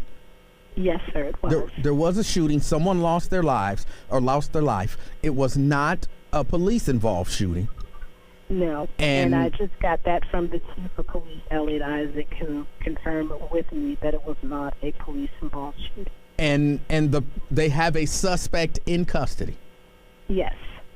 Okay. Now, I do not know the race. I do not know the age. I don't know those additional facts of the matter. Now, I'm kind of tying this into a conversation that happened yesterday where people were asking about Black Lives Matter and why do black people say Black Lives Matter and why is it a big deal when there is an officer involved shooting. And even just if we just look at just the really simple information that you just gave us, there was a shooting, someone lost their life and a suspect is in custody. And if that suspect is found to have done what they're accused of doing and taken a life, that suspect will pay a price for that if they're convicted. Whereas it's possible that if it's an officer involved shooting, that person won't be arrested, that person won't be held accountable. Thus, we have to be really vigilant when it is an officer involved shooting, because some people look at them as super citizens and don't hold them accountable. Thus, we have to kind of view them ever so slightly differently. Absolutely, Emanuel. And I think that anyone that comes with that conversation, and crime is crime, it's not as if white people don't kill white people and Chinese people don't kill Chinese people and so on and so forth. The only time you hear that terminology, black on black crime, or trying to juxtapose that type of argument is when it is dealing with black people. Yes. Now, I'm not excusing any behavior, and I'm not trying to, but what I will tell you is that I don't pay Emanuel to protect and serve my community. I pay a group of people who take an oath, who are trained, who have a higher standard, a higher propensity to understanding de-escalation and other ills in the community, not to kill my people, not to impose trauma upon them. And when these things occur, it is our duty to remove any opportunity for that to happen. Yeah. So you're absolutely correct. All right. Well, Iris, I appreciate you kind of keeping us updated. Can I ask you one other question? So you most certainly can. I know that there is this search going on for the new police chief. Where are we, or where are you guys? I guess it should be we. It should be all of us. Where are we in that search? What are we looking like? I'm sorry, say that one more time. My phone was ringing and I wanted to make sure it wasn't the chief with more information. Say it one more time, your question again. I know we're in the search for the new chief. And where are we in that process? What are things looking like? And what do you need? What do you guys need from the community? I will, Emanuel, send you today. We just got a report back from the survey that we put out. Specifically, the black community, what did it want to see in this police chief? And we now have those results. So I will send that to you. What we said to the city prior administration under Paula Boggs Musing, as we have done in previous police search, we put together this is what we believe Cincinnati police search could look like. We also included in that proposal to the city manager, and the new mayor and his team has it as well, other cities who have just done searches so that they could see, what is it that, they want to get based on community's input. As always, as the Black United Front and the leaders of the free world, working with the NAACP and the Center for Social Justice out of the Urban League, and all of these organizations that take this work very seriously, we submitted that proposal on all of our behalf because this is what community is wanting. I think at this time it is going to be very difficult to do two searches, and this is critical. In our 34-point plan that we submitted to the previous administration, and now the new mayor and his team, the top three points were also city manager, because the city manager will be the person that's over policing. It will be the person that will take us further in what the works of the collaborative agreement. The next one was a national search for police chief. And then the third one was to make sure that the search firm is culturally respected and knows where to send these notices so that everyone has an opportunity. Where we are right now is everything's on hold. We are waiting to meet with the new interim city manager so that we can get the next step. What we proposed to the city was that they help us submit the survey out so that we could get more community input. What we have proposed is that community be part of the search team. What we propose is that the last three finalists come to the community so that the community can have its own conversation, and that's where we are. We are waiting for them to move. We have submitted a plan and a proposal. I think we've done this before. We've ensured that community gets the information and that they be part of the process, and we are right where we were when we submitted the proposal. We're waiting on them. So that's where we are at this time. Hopefully I'll have a better answer for you. I don't know which one the new mayor is going to do first, whether it is the city manager or the police chief. Okay. All right. If that makes sense to you. So I can send you the 34 points. I'll send you what we just got through our survey so that you're able to talk to your folks who are listening to you so that they are clear about what people are saying. There have been community people following policing for a very long time, and they have a lot they've contributed a lot and have a lot more to contribute. And I'm, as a Black United Front member, will not allow any administration to keep us out of any of these processes. It is all up under the collaborative agreement for me, and so that's what I follow. All right. Yeah, please send that information to me, and then let's discuss. Absolutely. Thank you. And if I get any information on this tragedy that has happened in our city again, I definitely will, or I'll have the chief give you a call before you get off the air. All right. I appreciate it. Mrs. Iris Rowley. Thank you for taking my call. Thank you. All right. That's Mrs. Iris Rowley giving out information. You can't beat information. 513-749-1230. That's the number to get on board. Let me get a break in. It's the Afternoon Experience. I'm Emanuel Livingston. I'll be right back. Here's what you need to know with Sybil Wilkes.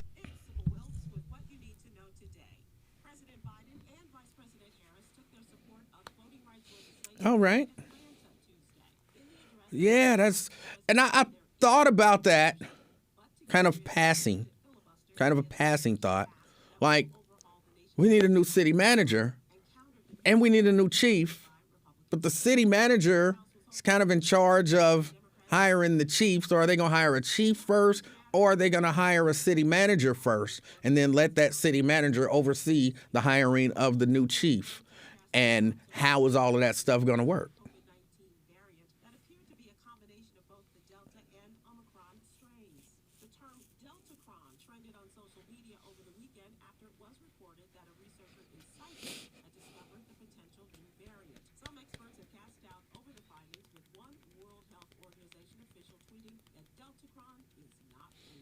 And I don't know what they are talking about. Y'all over there on YouTube, y'all lucky because they talking crazy over here on Facebook.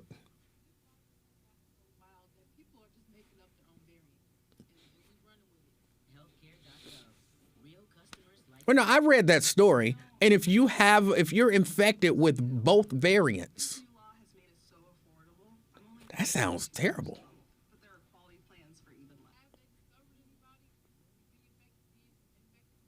Yeah.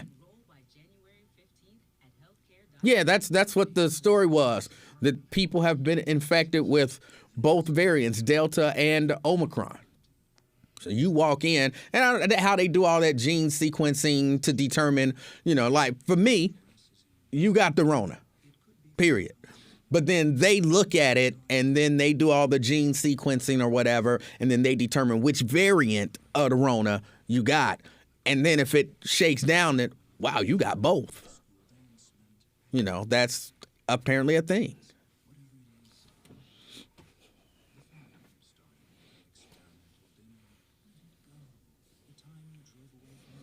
Oakdale Woods says, the shirt looks great. It matches the background. Y'all be focused on the wrong stuff.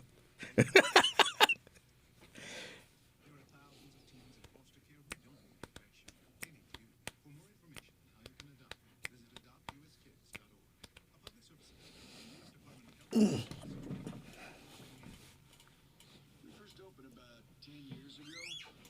We were small, just a few of us, but it was exciting. I always dreamt of having my business. It was kind of slow at first, but things started picking up. We had big plans, but in our wild dreams, we never thought we'd have this much work. Yeah, with so many businesses caught up. I cannot. Oh, somebody said when I go to commercial, I should tell everybody watching on the live stream that I'm on commercial. I'm on a commercial. But don't y'all hear me say, all right, let me take this commercial break. I'll be right back. And then, excuse me, I believe the audio changes just a little bit. And then it's me directly addressing you guys.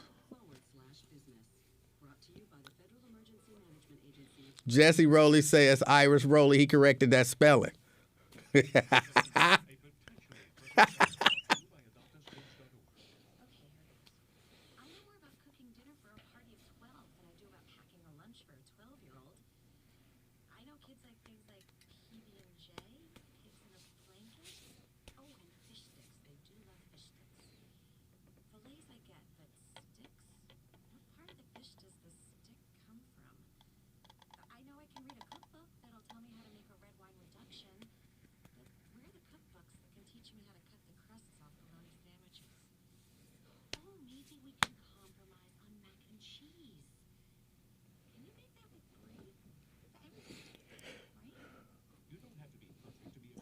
And now they getting on the YouTubers. Look, the YouTubers, they want to watch and listen to the show. And maybe they don't have Facebook pages, which is really the reason why I did both. Because I was like, what if people don't have a Facebook page, but they want to, check out the show virtually? So I was like, let me go on YouTube. And then, kind of the other ones, I was like, well, because you can just go to YouTube and you don't have to have a YouTube page to find the show on YouTube. So, yeah, they just want to be on there paying attention. The Twitch people, hold on, how many people are watching on Twitch? Okay, right now only one person watching on Twitch.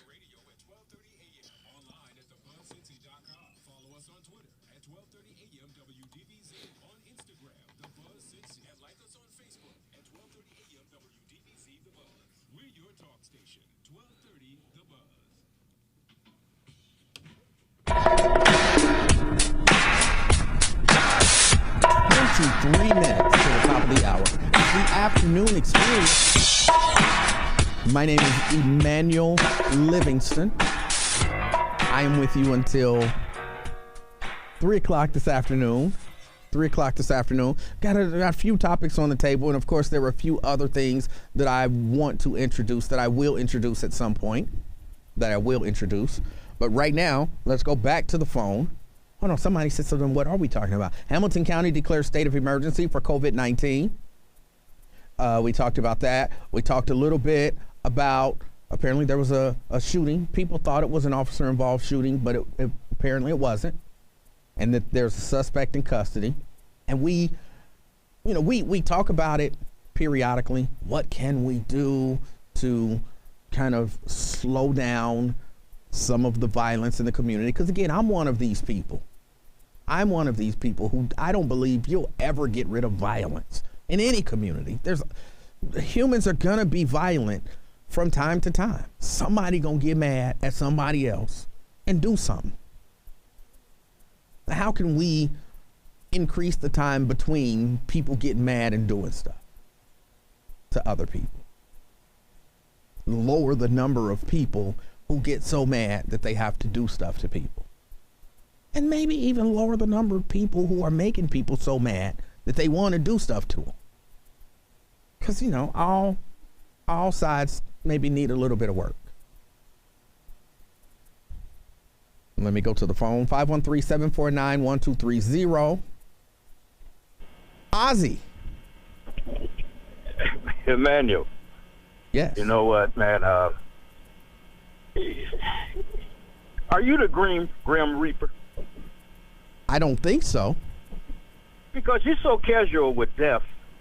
whether it's COVID or people dying being killed on the streets. You just, it's like, I didn't want to bring this up, but it's like yesterday when my heart is heavy because of the problems that our people are dealing with, and you and another caller that was like, hey, look, it's okay on this plantation.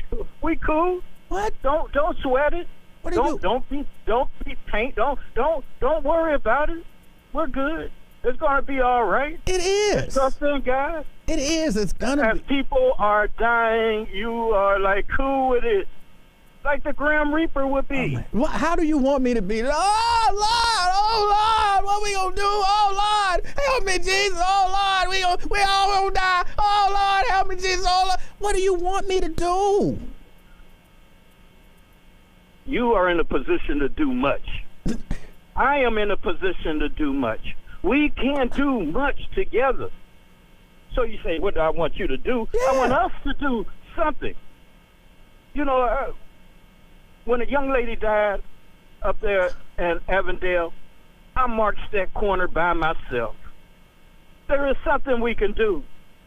Now, others came later in the day, but there is something we can do. Right, but me being on here panicking or, feeling like I want to commit suicide, that's not going to help anybody. No, it's not. So let's not even go that way. Right. Let's figure out what we can do, what we should be doing to save lives. But I tell you what, being casual about all the deaths that's going on around us is worrisome to me. Again, so then my question becomes, if you don't want me to be whatever you perceive to be casual, tell me how to act, and maybe I'll adjust that way. Tell me how to act.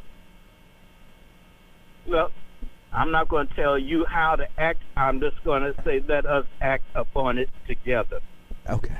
I don't know what that means, but all right. That means doing something. Faith without works is dead. Yesterday it was about, just believe and trust and everything will be all right. No, it will not be all right until we do something to make it all right. And guess what? We can sit up here and talk all day long, and just like Garrison, it don't mean nothing until some action is put behind the words. Well, but Ozzy, some action was put behind the words. Cincinnati Public Schools, what we were talking about yesterday when you called in, sounded like you were about to just end it all. We were talking about the action that Cincinnati Public Schools took in saying that we're going to move to remote learning for a specified amount of time because there are teachers we're having all these staff shortages because of the explosion of the coronavirus. They took some action, and all I was saying yesterday was I agreed with that action. I wish they had taken it a little earlier. But that wasn't all that you said. Part of what you said was what I was in agreement with, is that you got families whom are not going to have the same positive parents to guide them, and you're going to have some children who are lost. True. And that's who I was talking. That's who I'm concerned about. Because have you ever known a kid that didn't go to school because nobody in the family was concerned about them going to school, and they should have been in the first grade, and yet, I spoke up, and yes, they did get the kid in school, but there are families in our community that go to right there to Rockdale Elementary that are not going to have the same opportunity because some of them don't even have Wi-Fi. And so therefore the children are going to fall behind. And what the conversation was, it's going to be all right. No, it is not going to be all right for those children that fall behind. Because you know what they're going to do. They're not going to put them back a grade. They're going to keep passing them on until they graduate or get to the 12th grade and they can't graduate. And so, no, it's not okay. And no, I don't like our people to be sitting up here on the plantation talking about it's going to be okay. Just trust in God. Be happy. Let's go get a watermelon. So what did you want to... So again, Ozzy, What do you want to? As you clearly stated, the reason that you called in to talk about it was because I brought up my concern for those young people who don't have a good support system at home. And I brought up the fact that they'll be behind, and I wondered aloud, what will the school system look like when they reconvene and those young people have not received that, 10 days or whatever of instruction? So at that point, what am I supposed to just fall into despair? Well, here's what we can do. We can figure out what it is that we want our school system to do. And what do we're paying them. Wait a minute. So then, Ozzy, educate. Ozzy, what do we want the school system to do when some of these young people come back and they have not had those 10 days of instruction? What do you want the school system to do? To catch those children up, to find out where they are individually, and the teachers and the school district put in the time and the effort to bring those children up to where the other children are as a whole. I'm not talking about bringing them up to where the brightest of children are, but to where the average child is, because they have lost ground. And so it is, we're not getting paid to solve these problems. But for those who are getting paid, solve the problem. And I am not going to be sitting up here eating no watermelon, talking about everything going to be all right until everything gets all right. Oh, okay. And I really called because of my dismay with Lawrence talking about listen to a black person when he's listening to Rand Paul and speaking that nonsense on air, when he wouldn't even listen to a black man about buying a car, the same car that he saved a few $100s on to go all the way across town to deal with a racist white man telling us to listen to a black man. If you known the issues of that black-owned dealership, you might have said to yourself that you will spend your money with the black-owned dealership to help him stay in business. Because if he could have given you, if he was in a position to give you the discounts that the white racist dealership is in the position to give it to you for your business, he would have. Don't tell me to listen to a black man when you won't do business with a black man. All right. Thank you. Well, let me have my time to express my frustration with. I always let you have your time. You just mad at me because, I'm not, oh, woe is me, wozy, woo woo, and all that kind of stuff. I won't. No, I'm not gonna be that. Because we were just talking about a young man being killed here, and you are so casual about it. Again, what do you want me to say? I don't understand what it is that people are asking people to say and do. If someone got killed, yes. What is me falling into deep despair and depression? That's not bringing them back. And you being unconcerned about it, which it sounds like, doesn't help to keep the next person from being shot. Oh my God! There you go. See, you're not concerned even about the next person who's going to be shot. You're not concerned about the person that was just shot. I pray that the rooster don't come home to roost, so that you will be concerned. Because if you have family members, and there's many of us out here who have multiple family members either killed or in prison, that it is not something that we can casually just again you still can't articulate to me what it is that you want me to say to prove to you somehow that I care, other than saying I care and we need to do something about this. Well, let me take it to this level, please. I don't want you to say anything on my behalf or for me. Well, no, I already said that.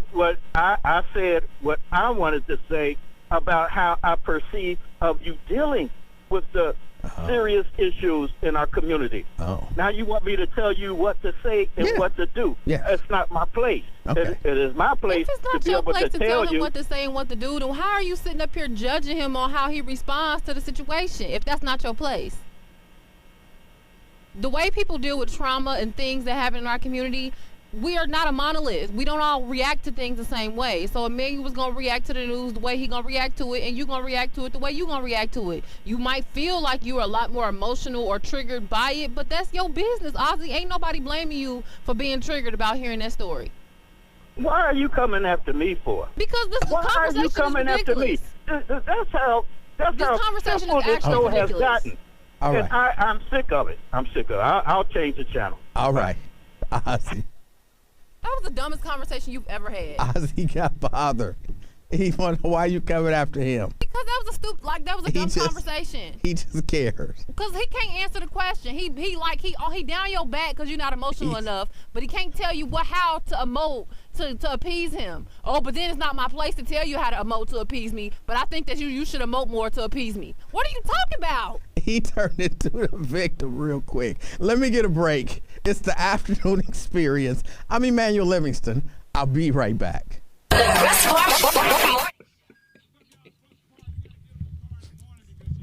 Ozzy turned into a victim like that.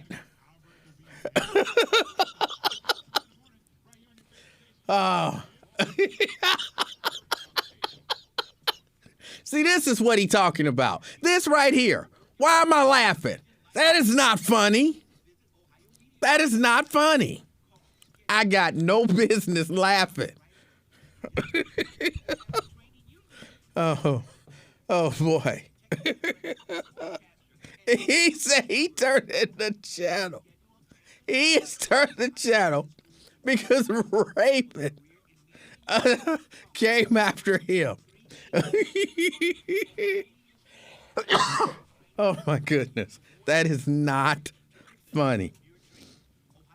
Oh boy. Emote with a T. Oh my goodness. Oh, this is not funny. Ozzy was bothered. Oh.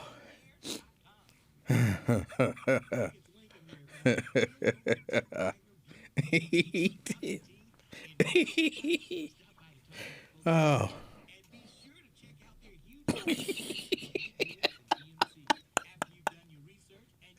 Oh.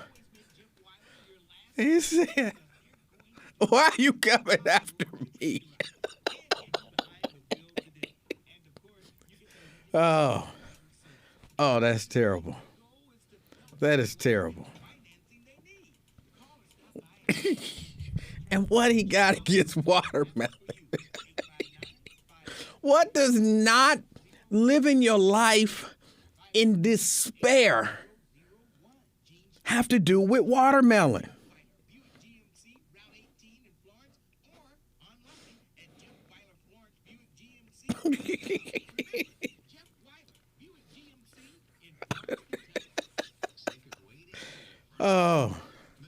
Oh boy.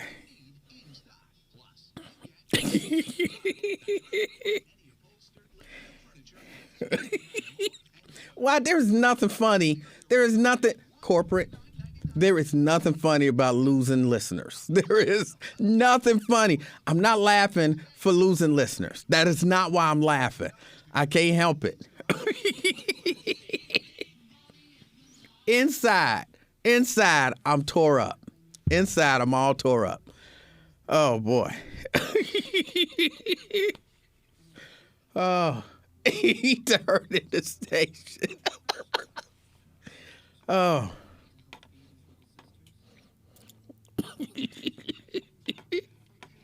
That is terrible. And all he was asking for was for me to join him in despair. That's all he was asking for.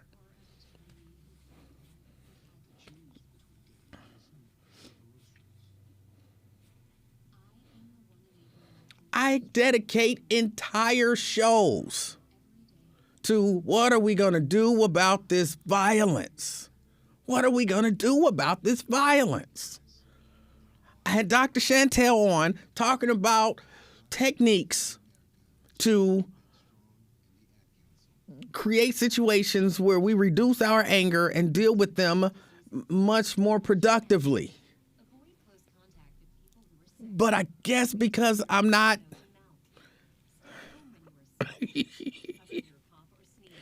who was the one? Was that Bad Luck Schleprock who used to be like, wozy, wozy, woo, woo? And everything was just terrible and negative. Or Eeyore. Totally different character, but you know. I'm Eeyore. I won't be that.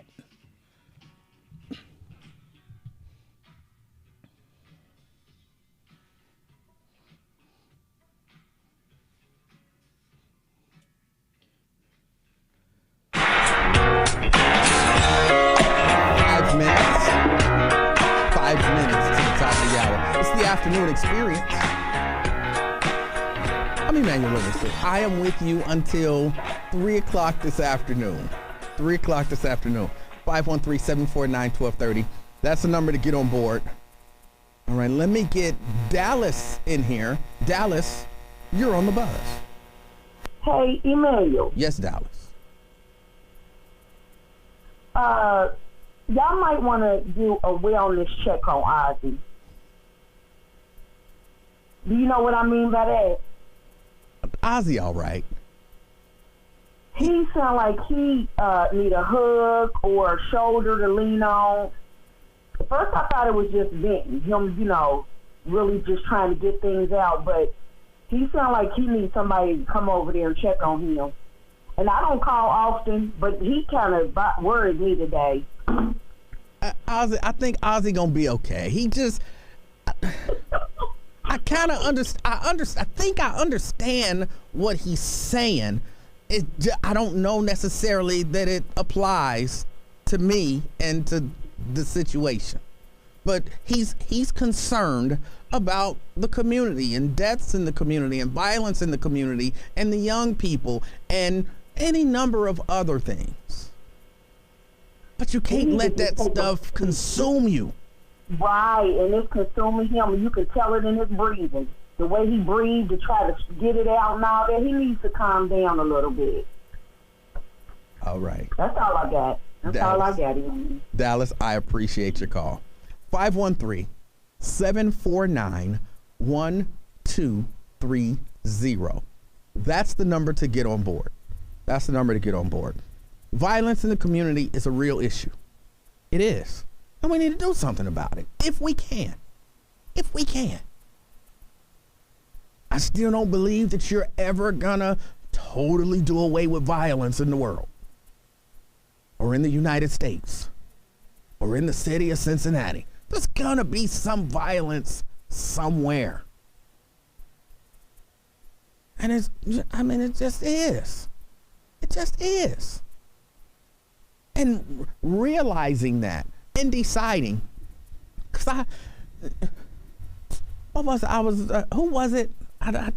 Y'all know I have a hard time with my recall on this stuff since the coronavirus. But there was, who was it that said, I'm paraphrasing, being a black man means being in a constant state of was it anger? I don't remember the exact quote, but you know what I'm talking about. But sometimes you that stuff will consume you if you let it, and you have to have some sort of an outlet. Some sort of an outlet. Otherwise, I believe it'll take over you. And then you'll be James Baldwin, and then you'll be running around in a constant state of depression. And I refuse to do that. Being a black man in America is like being in a constant state of rage. James Baldwin, that's what somebody typed. Yes. But sometimes you got to relieve that. Just walking around all the time enraged or depressed or sad or whatever. I can only tell you that won't be me. That will not be me. All right, let me get this break in here. 513-749-1230. I got other stuff to talk about that I'm going to get to when I come back. It's the afternoon experience. I'm Emanuel Livingston. I'll be right back. WGDC Cincinnati.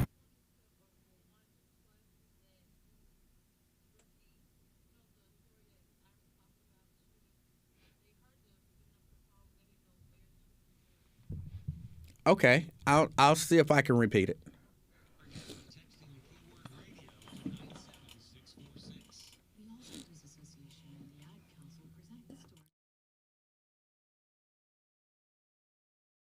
He's been a professor.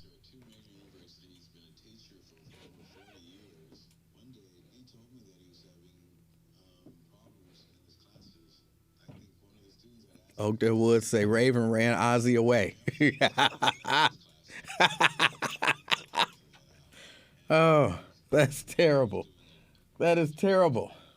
I will do everything in my power to get Ozzy back.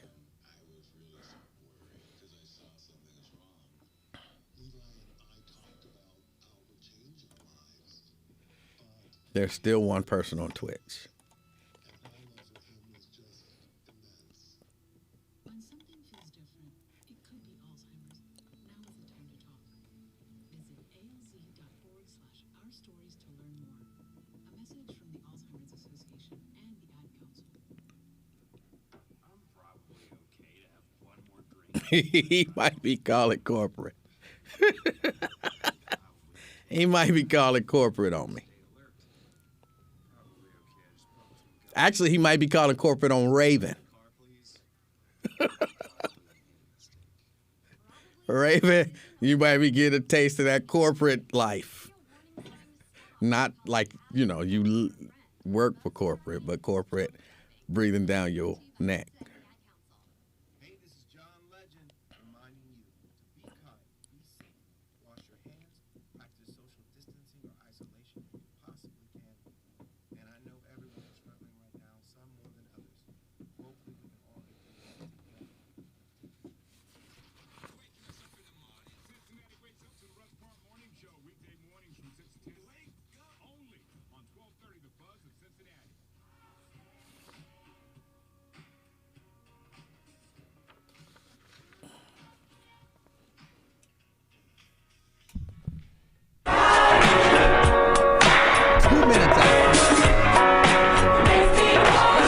It's the afternoon experience. My name is Emanuel Livingston.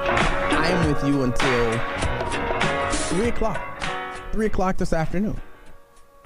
513-749-1230. That's the number to get on board. Okay, I ran into this story. And when you hear it, you'll understand why it caught my attention. But I'm beginning to think. I'm not all the way there yet. Beginning to think, do we have it wrong? And have we had it wrong this whole time? There's this, which I didn't even know this field exists.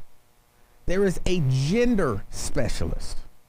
Yes, she studied child gender identity development. There is a such thing as a gender specialist. Let me just pause right there, even before I get deeper into the story. There are people out there studying child gender identity development. She said she read the theories, combed through studies.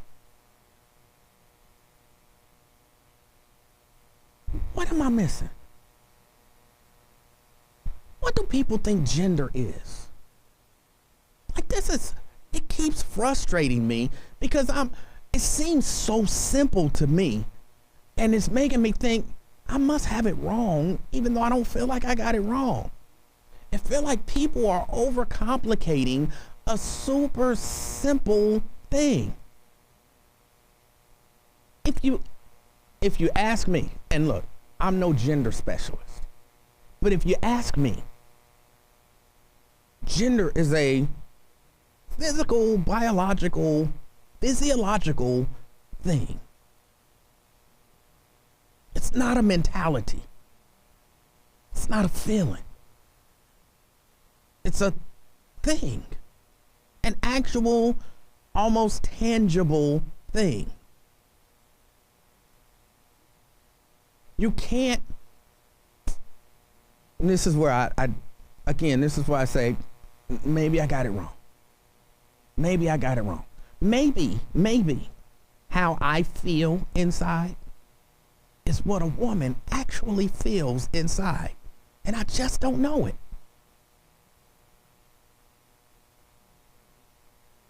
Maybe. Or maybe what I feel inside is what a man feels inside. And just don't know it. Maybe. Of course, I'm of the mindset, and again, I repeat, I am no gender specialist.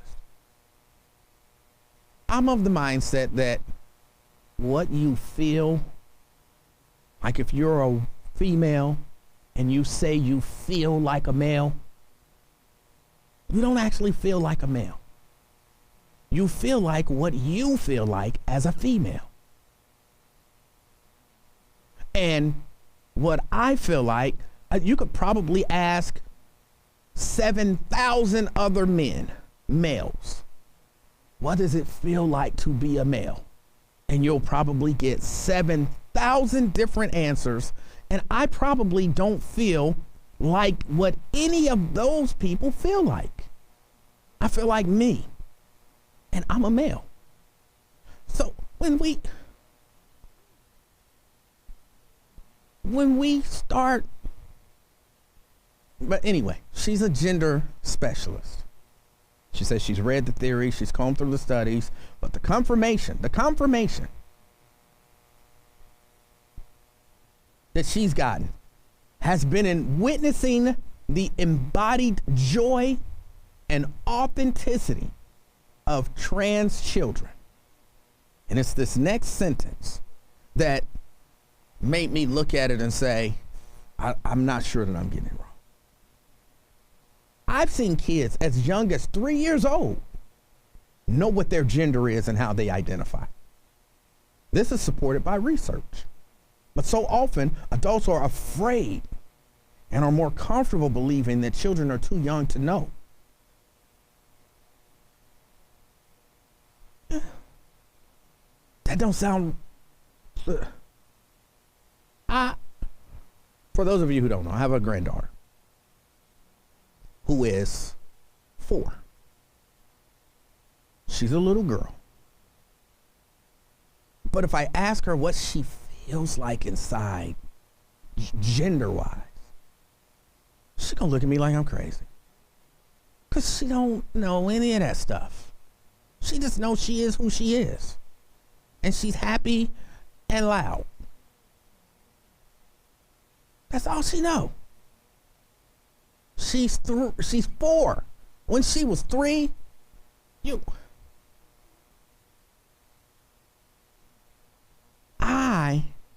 and this is just me, I know parenting has changed.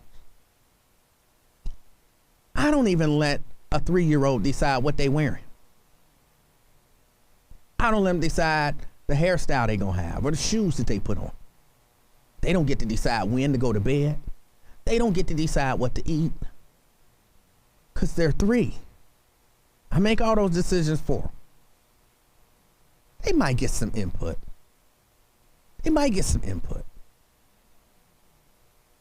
But if you're trying to commit, you got a better chance. And again, I'm not a gender specialist. But you got a better chance of convincing me that older children can determine if they feel like whatever gender they are than a 3-year-old. And that's what puts me in a position where I feel like, yes, there are people pushing this stuff, putting ideas in people's heads at the young age of 3 or even younger to make determinations.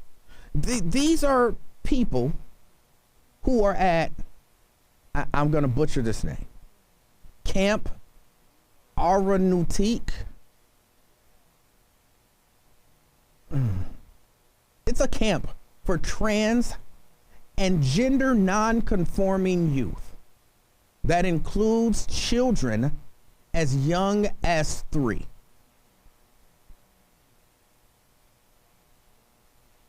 And it makes me, why? What is the purpose of taking a 3-year-old to a camp for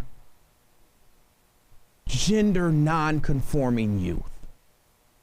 They're 3. They're 3. I know a lot of y'all don't. I remember being 3. And the last thing that I was thinking about was gender. What's my gender? Do I feel like, am I conforming to gender identity standards? I wasn't thinking about that. And if you're taking a 3-year-old, again, I might have it all wrong.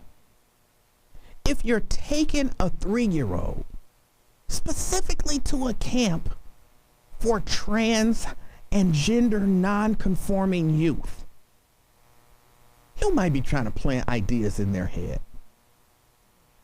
Now, I'm sure somebody would say, no, you're not trying to plant ideas in their head. You're trying to open up their mind to all schools of thought. I just feel like this stuff like this is where you get people feeling like there's an agenda and y'all working on this agenda. You tell me some teenagers as they're, coming into their sexual awakening and they're blossoming and blooming and all of that stuff. And hey, they feel a certain way, like they don't think that they feel like all the other boys, but they don't think that they feel like all the other girls. And you might have something there. And for them, I would say, okay, let's talk about it. Let's talk about what you feel. Let's talk about what it is. What do you think a male feels like? And what makes you think that that's what you feel? Let's talk about it. I'm not going to tell you you're wrong. I'm not going to tell you you're right. I'm just going to be open to hearing what it is that you have to say about what you feel inside. But when you're talking about, here is a 3-year-old,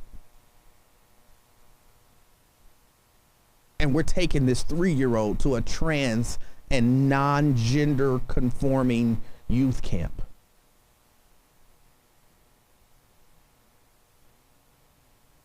That sounds like an agenda. And again, I'm going to say it one more time. I am no gender specialist.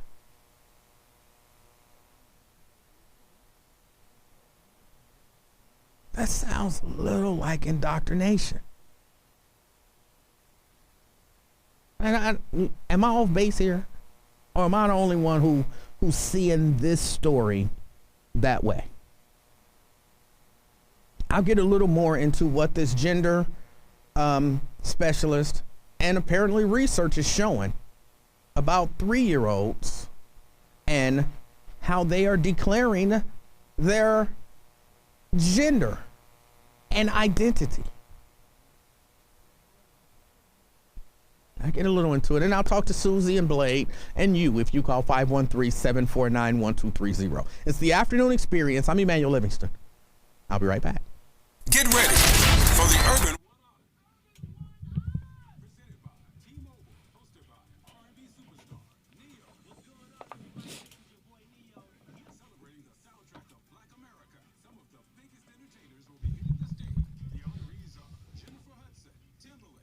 Jam and Terry Lewis, Campbell and Huff, Tasha Cobbs Leonard, with appearances by Eva Marcel, LaShawn Mitchell,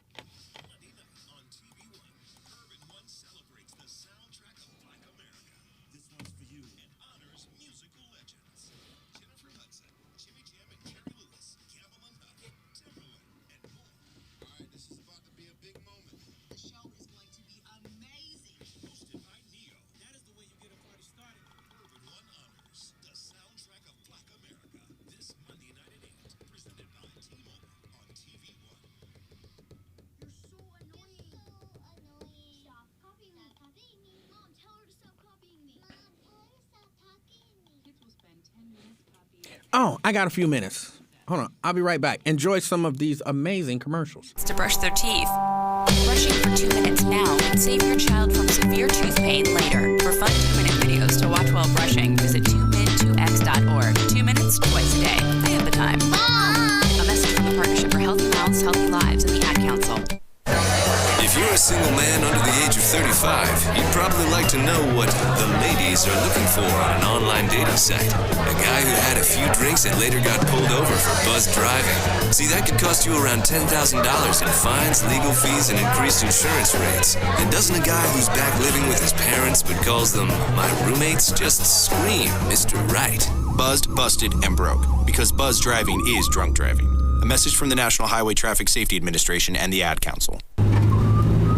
In 15 feet, turn left. Why are you driving so slowly? After a few drinks, I'm taking it slow. Well, you're not fooling the cop behind you. What? Get ready to pay in 0.1 miles.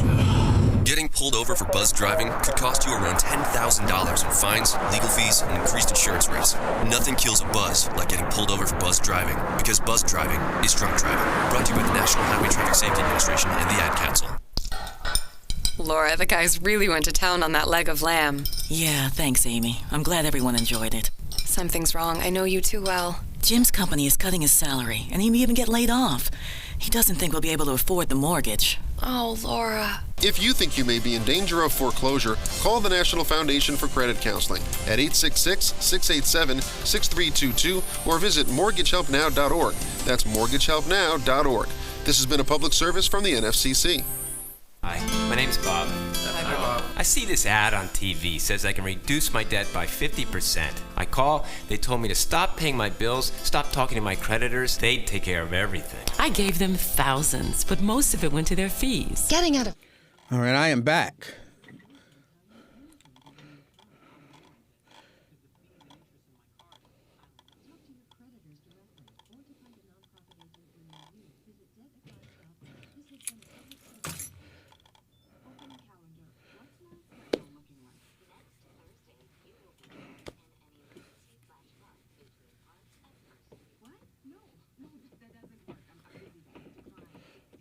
I just had the commercials on.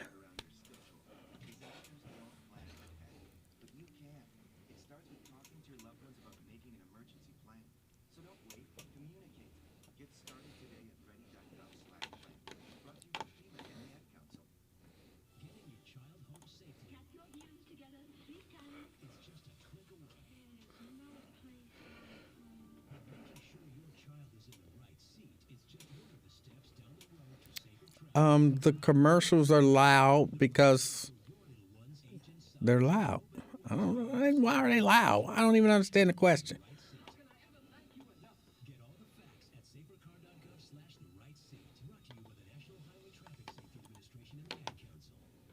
Would your business survive a disaster?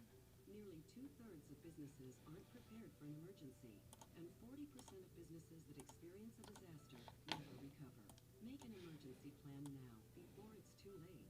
For a free online tool that helps you develop an emergency plan to keep your business up and running should disaster strike, visit ready.gov/business. Brought to you by the Federal Emergency Management Agency, the American Red Cross, and the Ad Council. For some people, difficult transitions like retirement, divorce, or loss of a loved one may contribute to feelings of hopelessness or even thoughts of suicide. The risk of suicide is even higher for men over 50 who've served our country, guys like me. Support from friends and family makes such a big difference. This is the sound of my mouse scrolling, yeah.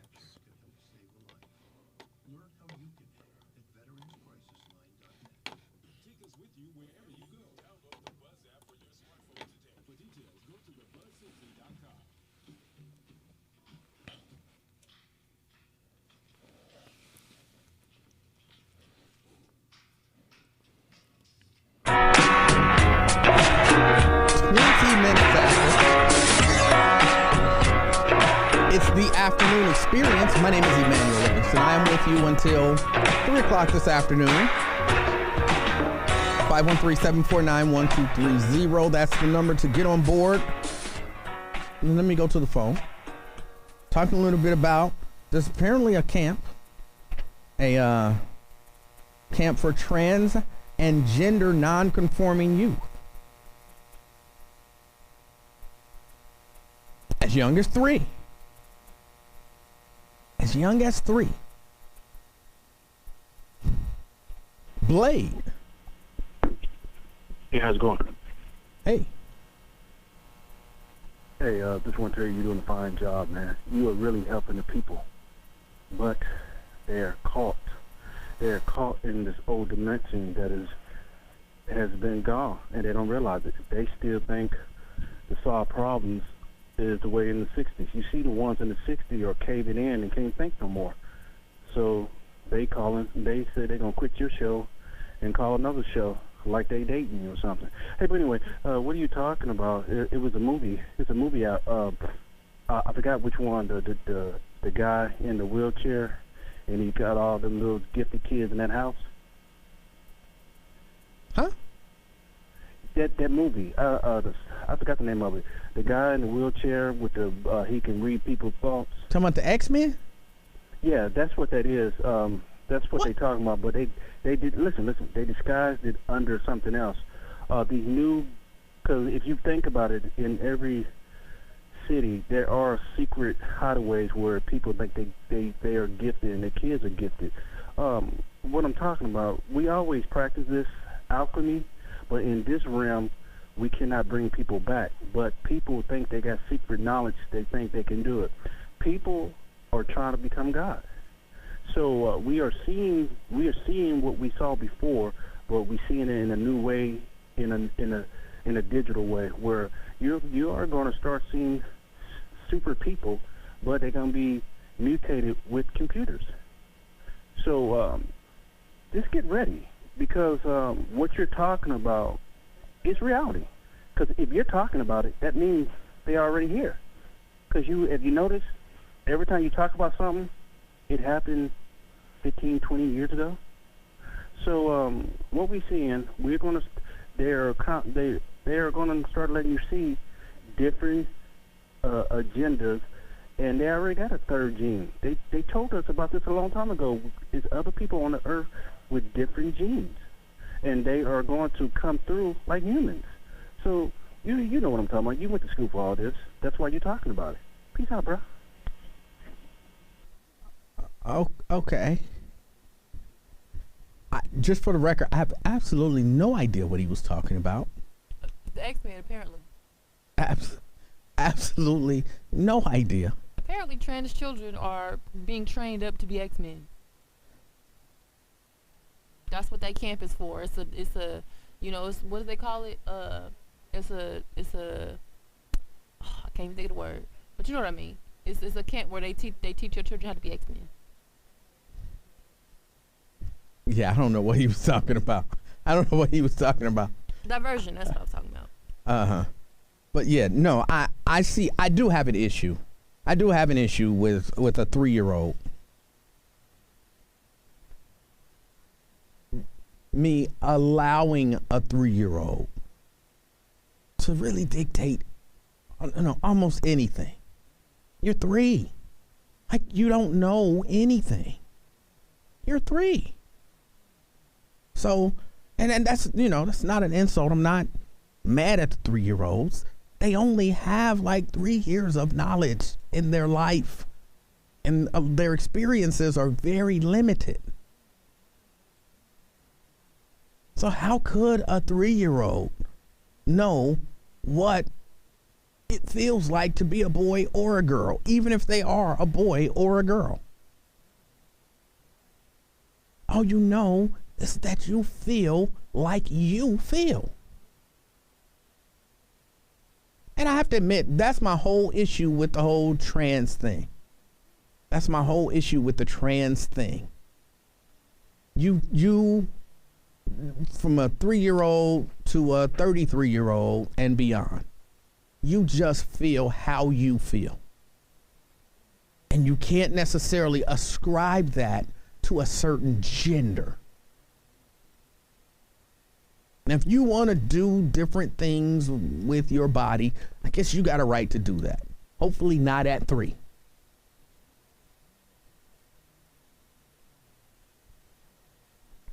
but it does feel like an agenda when you're talking about 3-year-olds. I have a question. Have you ever used VR? No. I'm considering getting one of them VR headsets. I'm considering getting one. Is there a game that you're wanting to play? Not necessarily. I mean, yes, I will play games on them. I will play games on them and do different things. But I'm really considering getting one, and I don't know if it's worth it, if it's worth the time, worth the money to invest to get one. So if Oculus is definitely the one that I'm considering getting. So if you have one or have had the opportunity to dabble in it, to play with one, to experience one for any significant period of time. Like if you just tried it for 5 minutes one day somewhere, oh, that was cool. All right. But if you have one or have had a lot of chances to have one, 513-749-1230. Is it worth it? Is it worth getting it? And somebody said, these messages go by so fast. Somebody said, what are you going to get a VR headset for if not for games? You can do other things than games. They actually broadcast things in VR. So you can put on the headset and it's like you're courtside at the game. And you watch them run up and down the court. You can go on tours of places virtually with the headset on. And you just sit there and you're looking around and you're there. So it's not all just about the games, although, yeah, I'll be playing games. I just want to know, is it worth getting? Because I'm considering it. Like, I've been toying with the idea for actually a few months now. And I'm just like, I don't want to come up off the money if you know, a lot of people are like, it's not worth it.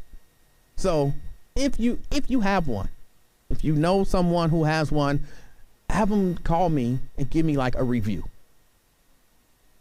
Because I just want to know if it's worth investing, spending my money and my time. 513-749-1230. That's the number to get on board. Let me get this break in. I got a couple more things that I want to discuss with you. It's the afternoon experience. I'm Emanuel Livingston. I'll be right back. All the news and information you need is just a click away at thebuzzcincy.com. Just go to thebuzzcincy.com to get the latest on world events, national news, and everything happening right here in the Tri-State. Plus, you can enter contest to win tickets and other great prizes. Find out when the Buzz will be in the community, and you can listen live. All at thebuzzcincy.com. Log on today. Hey, this is Lincoln Ware. If you have a passion to work in radio or television like me, you need to visit Ohio Media School, Cincinnati. Call, schedule a campus tour, and get started right away. In just 8 months, you will have the training you need to work as an editor, cameraman, technical director, sportscaster, and even a YouTuber. Call right now and schedule a campus tour. Ohio Media School, Cincinnati trains you for the career. Oh, I'm sorry. I'm sitting here doing all this talking. Y'all can't hear a word that I said. I said, Daryl said Oculus VR, you can watch an NBA game and be courtside. And Nat said, good workout too, sort of like the Wii. And I was saying, of course I need it for, but yeah, they do have some games that they say are good for like a cardio workout.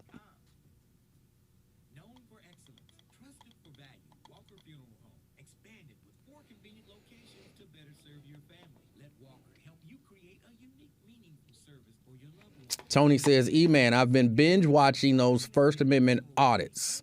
They're good to watch. They are good to watch.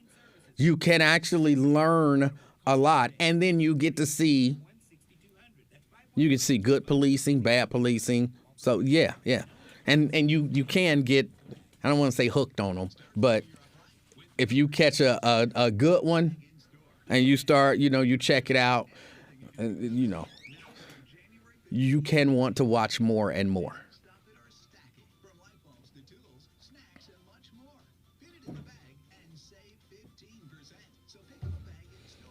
Ben says you're looking for porn on VR.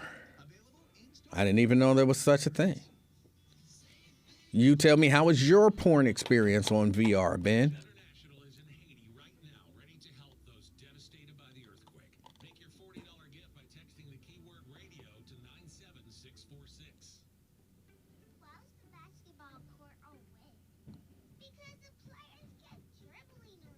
The dad joke. Corny, groan-worthy, but also one of the simplest ways to share a moment with your Martha says, bought my grandson, gave me a headache. Martha, how old a woman are you? Take a moment to make your kid laugh, because dad jokes rule. Make your kid laugh today. Go to fatherhood.gov. Brought to you by the U.S. Department of Health and Human Services and the Ad Council. What's your favorite color? I think the one I was looking at was $299. Of course, I was looking at the Oculus, the latest Oculus, and it was like $299. Martha is 57. Martha, shouldn't have gave you no headache. What did what were you trying to do? What were you trying to do? Like if it was a whole lot of stuff going on and you had on your glasses and all of that kind of stuff. Martha says she paid $299. This is what high blood pressure sounds like. You might not feel its symptoms, but the results from a heart attack or stroke are far from silent. Get back on your treatment plan or talk with your doctor. Ben, someone's asking, said what? You can have VR sex? Ben should be able to tell you about that.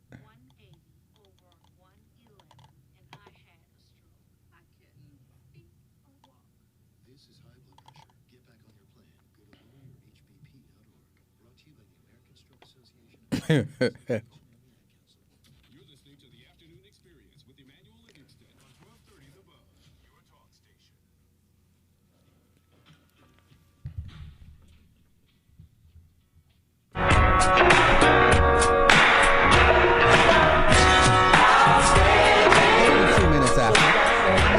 the Afternoon Experience.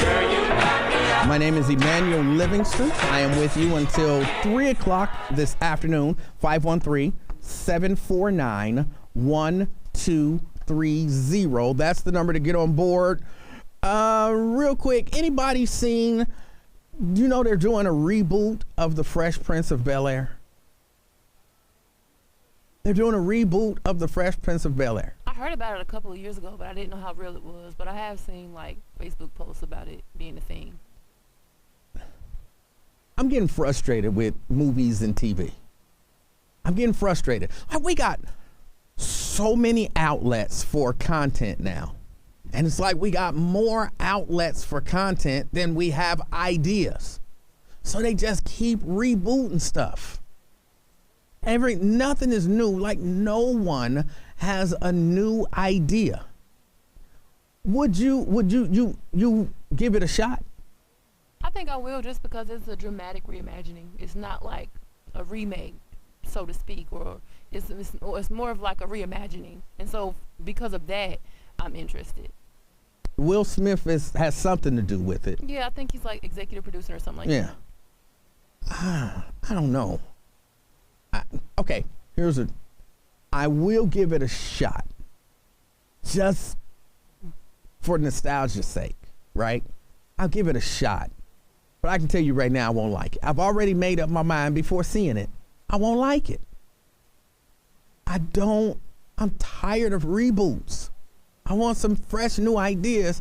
I'm tired of reboots too, but I think some of them have merit. Like I said, this one I feel like has just a little bit of merit because it's a dramatic reimagining. It's not a comedy. It's more of a drama. So I'm interested because of that. But like all of the like old school shows like Fuller House, I'm never gonna watch that. Never gonna watch the reboot of That's So Raven. Never gonna watch that. Like it's a few other ones that I don't care. Like, because when you become an adult and you go back and you look at some of them old shows that you love as a child, you realize how trash they actually were, and you only actually cared about them because you were a kid. So for me, reboots don't like hold as much weight or nostalgia. But like I said, when you do something like this where it's a complete like reimagining and they change the tone and all that good stuff, okay, now I'm interested because it is kind of something new. I'm not interested at all. I'm tired of reboots. Somebody said the reboot of the Wonder Years. They like the reboot of the Wonder Years. Well, yeah, because now it's a black family and a black, leading character. So, but they couldn't have come up with a different idea. They couldn't have come up with a new idea. Ain't there another show on ABC where they have like a live, ain't it called something live studio audience or something like that, where they do like these live shows with different celebrities, and they like, I think Gabrielle was 2D in the last one that they did. Well, see, to me that's different. I mean, those are like a one-off, just to kind of pay homage to these old episodes, and they kind of redo a classic episode from the classic series. To me, that's cool. You live in front of a studio audience and all of that kind of stuff. But just the entire idea of taking an old show and redoing it, like they did it with All in the Family, but they had what was his name? It was a black family, and they had the black family, like the black dude being Archie, and I'm just tired of it. Somebody said good. I don't want to see. I do kind of want to see a Good Times reboot. But that wouldn't work. I guess they update it and they kind of got to do a little something. But where would they even set that? Would it still be in Chicago? Would it still be in Cabrini Greens? Like, or whatever it's called? Like, would it still have that same feel to it? Because it was like Poverty then and Poverty now are slightly different. So the entire point of that show was kind of to shed a light on, a black family who lives in the projects and the different challenges they go through with poverty. Would we even want to see that now? Because I feel like everybody is broke. Everybody feel like they're going through it right now, poverty-wise. So would we even care to see something like that? I feel like we got enough shows that show black trauma and pain and poverty.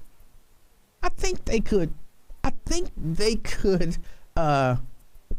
do a reboot of Good Times. Somebody got me laughing talking about Cabrini Greens. Whatever it's called. It's no S. Cabrini Green. Cabrini Greens is what your aunt made and brought over for the potluck. But they could do it. The project housing or what's the word I'm looking for? Where they help you pay your rent.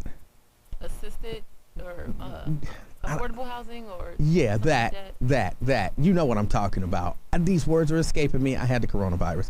That still exists. But would we even want to see a comedy based on that? Like a sitcom based on that? Why not? Why wouldn't we? I mean, a lot of what I think we would if it were well written. I think people would. I feel like today people would pick that show apart. I feel like ain't no way they living in the hood and the mommy and the daddy is together and like I feel like people would pick it apart. It would be this whole big thing on the internet. Why are we putting on display black poverty and black pain and black trauma? Why are we making light of it? Why? Like, I just feel like in today's cancel culture, it would never survive. If they didn't call it Good Times, I would give it a fair shot. Now, if they call it Good Times, they say we rebooting Good Times. No. I would give it a shot, but I can tell you right now I wouldn't like it. Tell you, I don't like reboots. They're doing a reboot of what? Scream? A reboot of Scream. Come on, y'all. Come up with an original idea. Put together a good script. Get good actors and actresses. And entertain me. But we got all these different outlets now. And everybody got a something plus. You got BET Plus, which is really just Tyler Perry TV. Every commercial I see for BET Plus is nothing but Tyler Perry's got a new show. Between BET and OWN, that man is fabulously paid. And I'm like, who was watching all of this Tyler Perry stuff? It's the same stuff. Your aunties and your grandmas and your mamas who loved all his plays, that's who's watching it. Y'all stop, please. Not stop supporting him, but stop watching that stuff so that he got to start making good stuff. Oh no, Tyler Perry gave up making good stuff a long time ago. Once he started doing them boo movies, like even before that, but once he got to them boo movies, it was a wrap. He just don't care. It's about a check at this point. I'm tired of it. I'm tired of it. But here's what I've decided. Whenever Lincoln Ware retires, I'm finding some black dude shaving his head, and we are going to reboot the Lincoln Ware Show. That's right. We going to still call it the Lincoln Ware Show. He going to have his head shaved. He going to be unbelievable. We just doing a straight reboot of the Lincoln Ware Show on radio. Ain't you looking forward to that? It don't make sense. Same way with television and movies. Come up with something new, something original. I'm trying to look at everything that I got. And by the way, I've come to the conclusion I might have to figure something else out. All right. I got Netflix. I got HBO Max. I got Peacock. I got Amazon Prime. I got another one. I can't think of what it is. Disney Plus. I got, I think I got one more. And I need to, I said Amazon Prime. I need to get Paramount Plus and Hulu. Hulu, that's the other one that I got. And I got Apple TV Plus. You need more friends, Emanuel. I gotta watch stuff. You need more friends. I got to see what's out there in the media. But after all of these different, I might just come out better, just go ahead and get cable again. But then I can't see everything that I want to see because you can't see it. If you're paying for all of them streaming services and cable, you wasting your money. I'm just saying. Get you some friends with some logins and some passwords. I got friends. Most of this stuff I don't pay for. that changes things. But the idea that I have to have all of this stuff to keep up with the content is just ridiculous. I lightweight want to go back to the days of ABC, NBC, CBS. Before WB and Fox and all of that stuff. Just the main three, and everything is on there. So you're going to be watching soap operas and country westerns all day is what you're saying? I'm saying I want us to go back to, like, the government need to do something. I don't know. The government need to do something. Ain't no way. Somebody You're not gonna stop streaming services from producing content. You're not going to do that. Somebody got to do something. And it's more money in streaming services than it is in regular TV anymore. Everything is streaming now. And all they doing is rebooting stuff. Start your own streaming service and make your own shows. Even though I had to, they come up with a gem here and there. I'm waiting for Ozark to come back on. Never seen it. You never seen Ozark? Don't care to. If you watched it, you would change your mind. I don't think so. I do. Which one is that on? That's on Netflix. What's that about? This is a brief summary. It's about. I'll tell you this much: if it's got too many white people in the thumbnail, I'm not watching it. Well, it's got a lot of white people. Well, it's got nothing but white people. I'm good. Nothing but white people. I'm straight. But it's a good show. So you got, like I said, they come up with a gem here and there. Did you by any chance see? You probably didn't. There's a show on Netflix. It's one of those like Korean shows where, like, when you die, you got a set time to die, and so you get a prophecy, and like this ghostly figure comes and he tells you you're gonna die in, I don't know, 20 days at this time. So you know the exact time and the exact day. And then these big ghostly figures come and they beat your ass to death at that day and time. And there's nothing you can do about it. It sounds familiar, but I don't think I watched it. Oh my goodness. I don't remember the name of The it. Netflix series that I watched was Squid Game. I don't remember the name of the show, but I'm telling you, it's actually a good show. You just like gruesome violence. It's not all that well, okay, it's a little, but that part is like that's what they use just kind of to hook you and get you in, but you don't really see much of that. It's about other stuff. If I'm gonna try to look it up and see if I can figure out the name of it. But if you want to watch something decent out there where this vast expanse of content, I think it's just too much. The government need to step in. The government need to step in or something. I suggested 4400 on CW. The first couple episodes are That's another reboot. I know it's another reboot. I know it is, but I've never seen the original, so to me, it's not a reboot. But it you got to get through like a handful of episodes before it actually starts getting good. But once you do, it's pretty good. And it's another show. I think it's on Amazon called The Boys. I really like that show. Yes, I watched The Boys. I'm waiting for the new season. Let me get a break. It's the Afternoon Experience. I'm Emanuel Livingston. I'll be right back. It's like deja.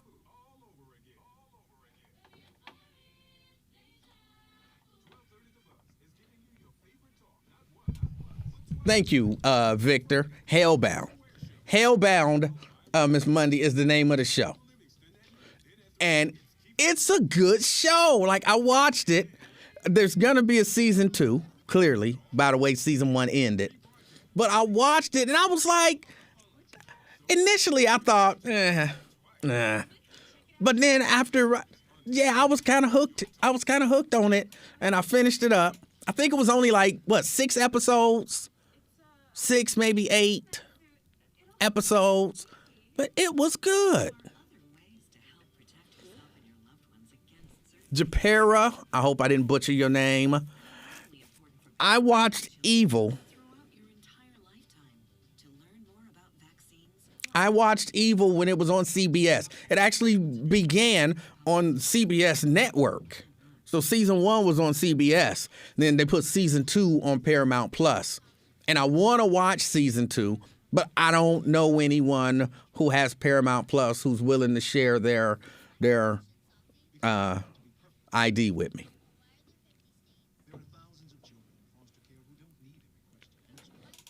Yeah, TJ, Evil is good. Or at least the first season was good.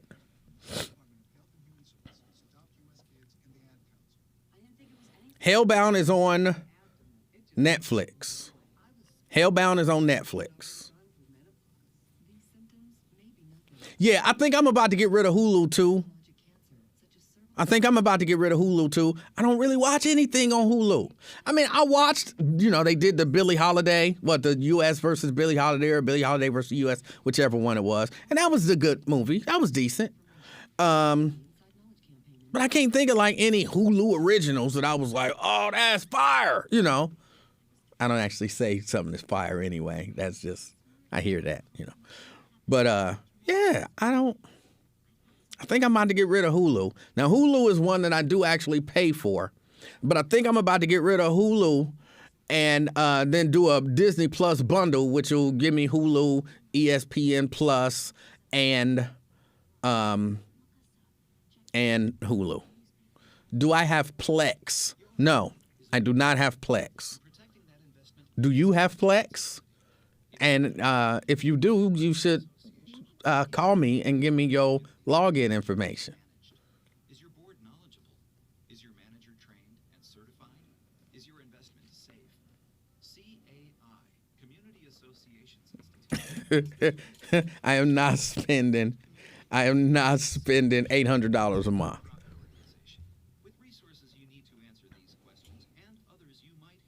Trying to think. I think I pay for the Apple TV Plus, and I pay for Disney Plus. I think. No, I pay for Hulu. I mean, not Hulu. Peacock. And I only pay for that because of wrestling. WWE does all of their content on there.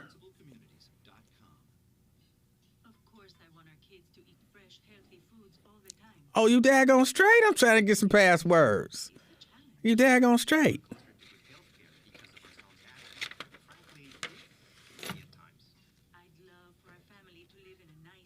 No, Ben, I will not be watching the Bengals playoff game.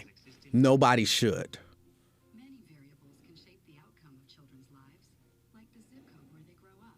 That's because not all communities have the same opportunities, such as quality schools and housing, fresh food, and good healthcare. I don't think there's anything wrong with it. Like, I don't think that that's wrong. Tony says WWE is trash. It's not as good as it could be. Daryl says, if you got Fire Stick, I keep telling you I'm not messing with no Fire Stick. They're not coming to my house arresting me, taking me out in cuffs over watching TV.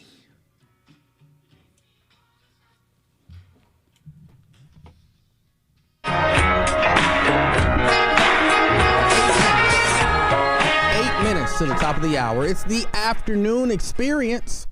My name is Emanuel Livingston. I am with you until 3 o'clock this afternoon. So like for the next 8 minutes. So I got to give you the rundown. I always forget to do this and they get on me.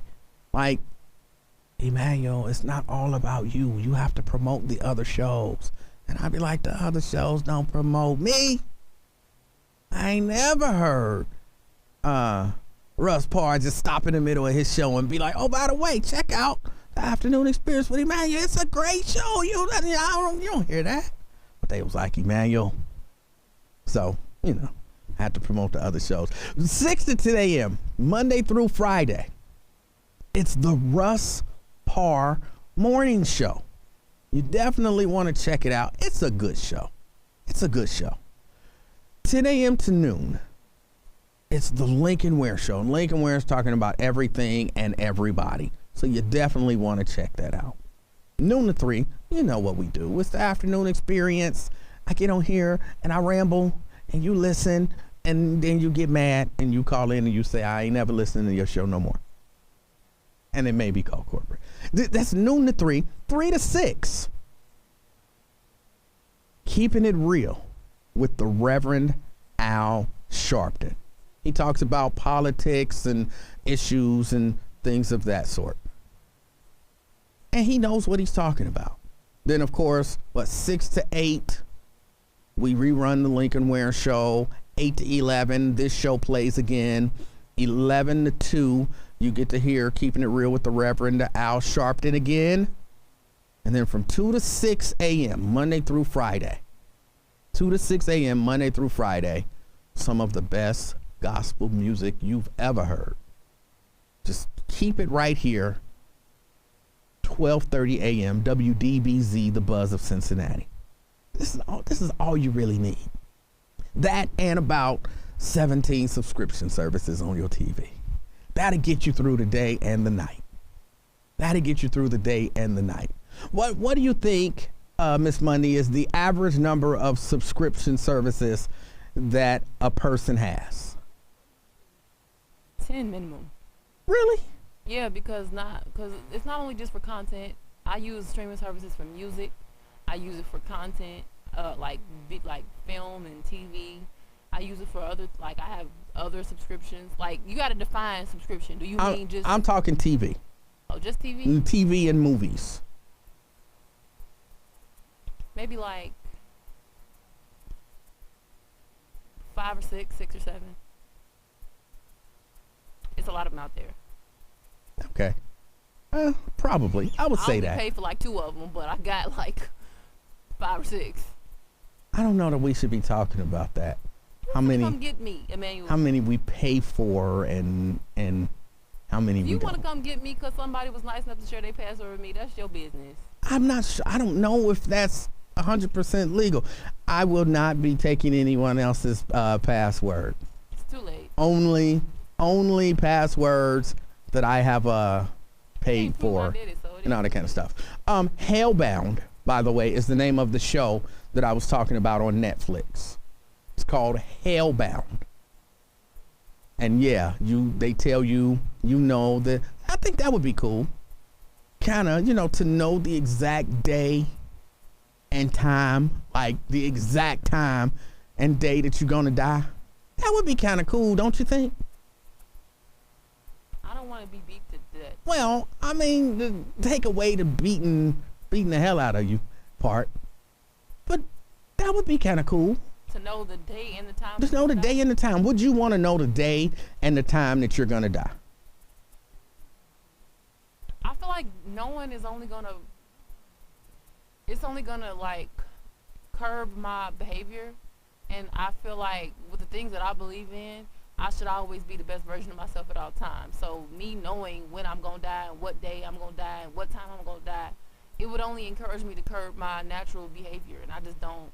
I don't want to do that. I don't know what you mean by curb your natural behavior. A lot of people, especially like if you talk to somebody who is sick with a terminal illness and they kind of can gauge when they might be up out of here, they kind of restructure their life around that date. So I know that I'm going to be up out of here by this date, so let me do this, and this, and let me change my life in these ways, and let me better myself in these ways before I have to check out. And for me, I want to be able to do that every single day of my life. I don't want to just all of a sudden know what day I'm going to die and then decide to be a better person. I want to be a better person every day. But you don't necessarily have to make you a better person. It doesn't have to, but I know myself, and I'm honest with myself enough to know that. I don't know that I wouldn't want to know. I don't know that I wouldn't want to know. I think all it would do for me is I would know. So, I wouldn't sweat certain stuff. I'm going to be dead in 2 years from now at 2:57. Because you're just putting stuff out there. Oh my goodness. At 2:57. I'm going to be dead. So why do but F your job. You know what I'm saying? I don't care about your job. You're going to fire me. I ain't worried about that. And forget all of this stuff. To me, what it would do is I wouldn't stress. I don't really stress, but I wouldn't give me more anxiety. I wouldn't worry about anything because I know this is the day, this is the time when it's all going in. And, for me, like you said, where people be like, I would be like, all right, I got, a week left. I'm going to go enjoy this week, like, to the fullest. And I feel like I want to live that life every single day, not just when I think I'm about to die. But you can if that's what you choose to do, but you would never live that life to the fullest, different than knowing you only got a week to live. I feel like I would, personally. I feel like it would just cause me, because I'm such an anxious person and I like to plan for things, I would literally be spending the rest of as soon as I found out, I would be spending the rest of my life planning for my death, and I don't want to live that life.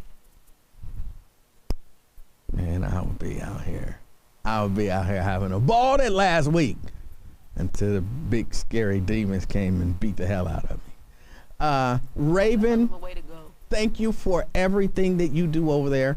Everybody who called, everybody who listened, I appreciate you. And that's right, Janice, I would make sure, they'd be like, all right. And I'd be like, all right, I got a week left. Let me get the biggest insurance policy I can get. My family will be set. I guess until they got like a week left. I appreciate y'all hanging out with me. It's been the afternoon experience. My name is Emanuel Livingston. Until next time, I'm out, y'all. Peace. 12:30 a.m. I would want to know. I wouldn't have any problem with knowing. Like the little profit thing come down. And like I said, they tell you the date and the time. I believe the date and the time. So you looking at your phone.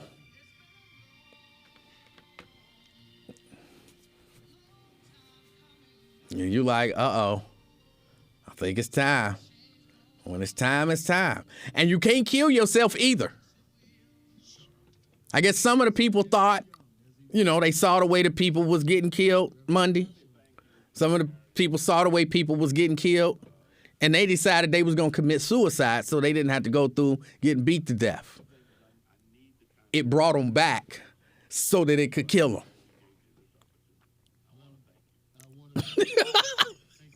It brought them back. Hey, you imagine that you went through all the trouble, hanging yourself, and then it brings you back at that time and at that day so that it can beat the crap out of you and kill you.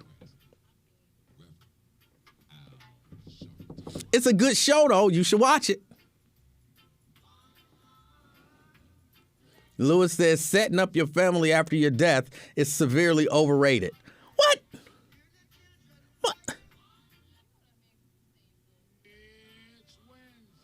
William says if you got an unlocked Fire Stick, you don't need any of them. I don't know that there's any such thing as an unlocked Fire Stick. No, there isn't. You just put a program on it. A Fire Stick is not locked. It's a program that you put on it. You don't have to unlock anything to do it. You just put the program on it. You don't have to jailbreak it, and you don't have to unlock it. You're just putting a program on there. If people are charging you, because people are charging people a lot of money to unlock their Fire Stick, you getting ripped off. Go to YouTube. Yeah, go to YouTube, and they show you how to put the program on there. Unlocked Fire Stick. No such thing. It's just a Fire Stick. No. Janice, they didn't. You have to watch the show. You have to watch the show to understand. They don't really spend a lot of time, beating people to death. You might see, if I'm counting them up, maybe five of those total. All right. But it's the story around it. It's actually a pretty good story. It's actually a pretty good story around all of it. It's Hellbound is the name of the show. Hellbound is the name of the show. Yeah, Lewis, they came into Starbucks and beat dude to death. I did not watch Squid Games.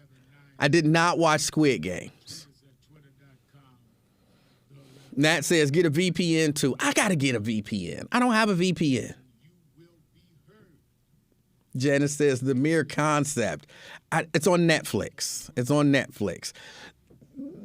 The concept had me, and the ghosts make you, hold on, let me see if I can, let me do this, because I care about y'all.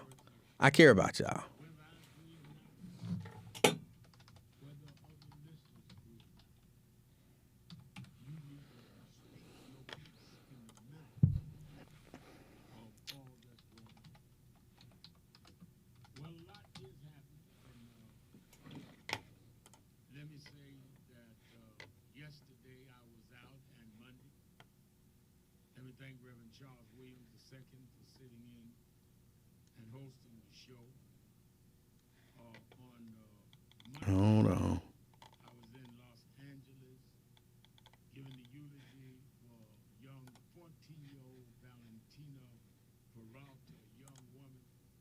Hold on a second, y'all.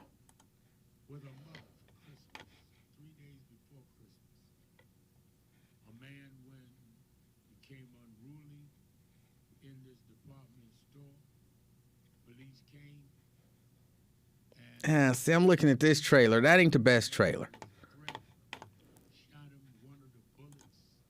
Hold on, I'm trying to find a good trailer for Hellbound.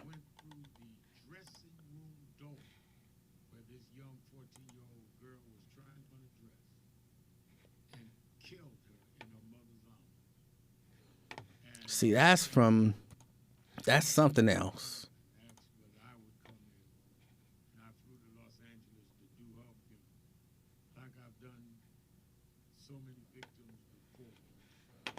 Let me copy that.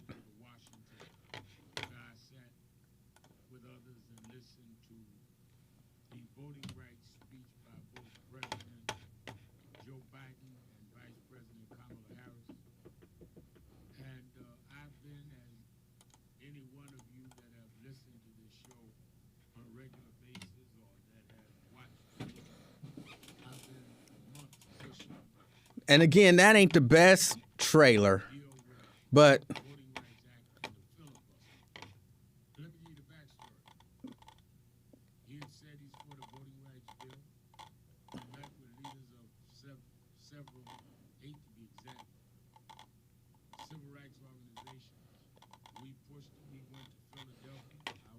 that's a decent trailer.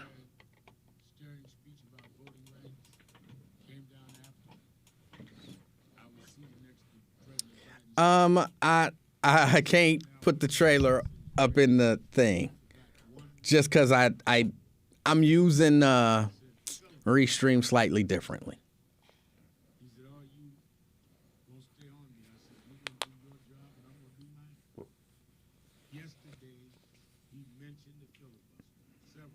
Cable is a lot of money.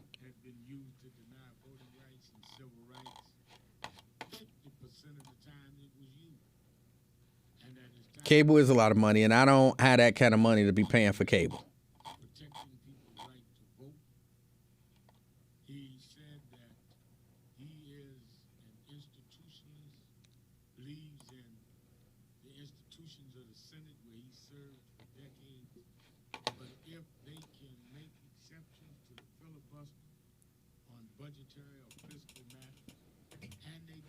Hold on. Let me see. When you go to Facebook, are you able to get statistics on average callers an hour to see any sort of trend? I mean, average viewers. I've not checked it out. Maybe I'll do that. Maybe I'll go and look at it. I don't really be looking at my statistics and stuff like that. I just do this just for y'all. Glenn, mine too. I'm at around with cable, internet. I got phone, and yes, I have an actual landline. There's a reason why I have it, and it actually gets used. And I got something else. I can't even remember what it is. But yeah, it's actually not all that expensive. And then, and it's basic cable. I don't rent a box. I use my Apple TV to watch it streamed.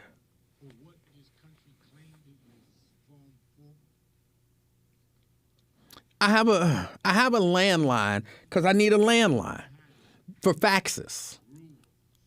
I need a landline for faxes. Yes, faxes. In real estate, some stuff they still fax. So I need a landline.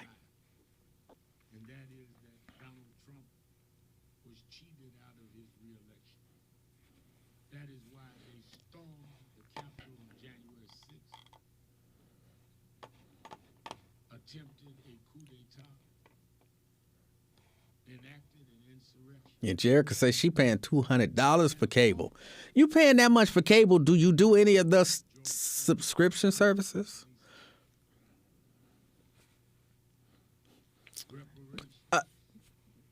Working in the real estate, I don't work in the real estate industry, but in the real estate industry, they do still send faxes back and forth. So you paying $200 for cable and you don't do the subscription services. Wow. Do you know you can fax without using the fax machine? Not sure what that. No, I guess would be the answer. No. Is that monster in all the episodes? No. No, the monster, as you call it, is not in all the episodes. And that, what they show, I don't like that particular trailer. I would have shown a different trailer. I was looking for a different trailer. But that was a half-decent trailer.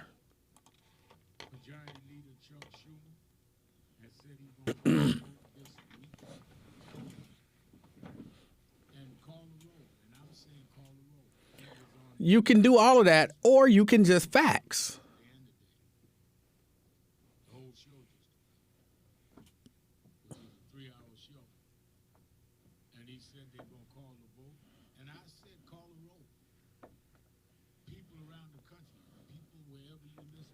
Like if I have a paper contract that somebody signs and then I have to fax it to somebody, I can fax it to them. Because if I want to e-fax it, then I still need to scan it in order to e-fax it. Whereas if I go through all of that, I got a phone line, just fax it. Be done with it. And if they get it through e-fax or whatever, that's on them.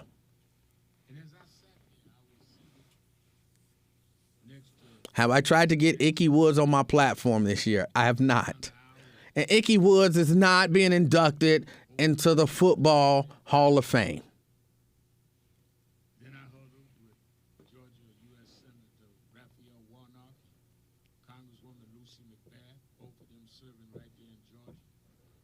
I don't know who told you that, Lewis.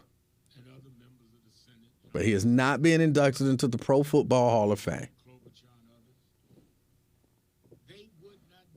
I looked everywhere I could look to see anything saying anything about Icky Woods being inducted into the Pro Football Hall of Fame. And it doesn't exist. He is not. Now, I think he might, they might be.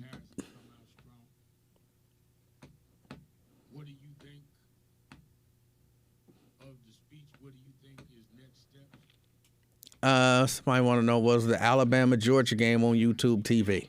I don't know. I don't know why I don't necessarily trust YouTube TV to give me good TV.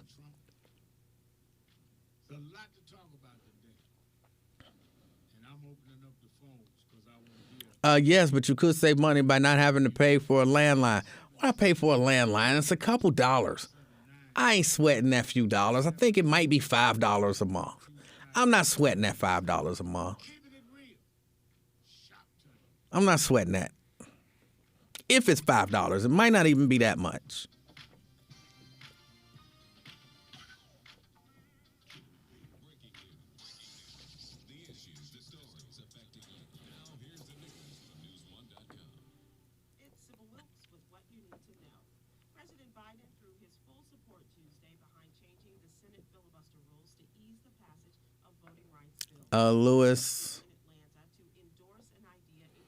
Lewis says that I should have him on the show so that he can explain what happened with the Hall of Fame induction.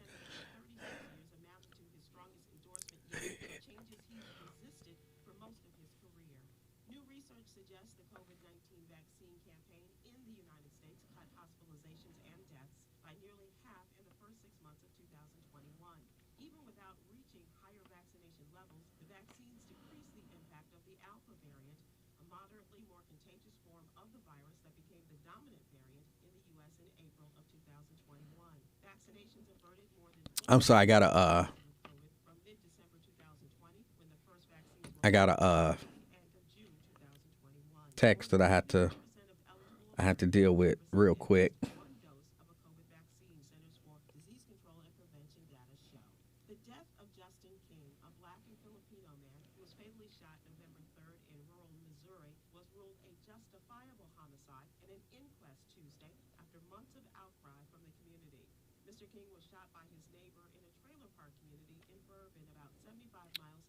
Come on. The ruling comes more than 2 months after his death and after his family and neighbors contested the police narrative of events. forcing entry into a neighboring residence. However, the president of the Missouri NAACP and family representative has said that King was shot outside the neighbor's home and had not entered it. For all the news 24/7, go to news1.com. Come on. It's 2022 and holiday bills are rolling in. Get the help you I'm sorry, I'm fussing at the phone. Ah.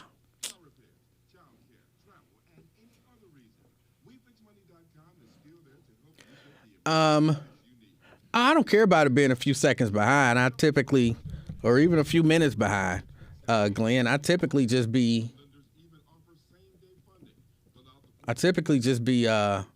watching by myself stuff, so I don't really care.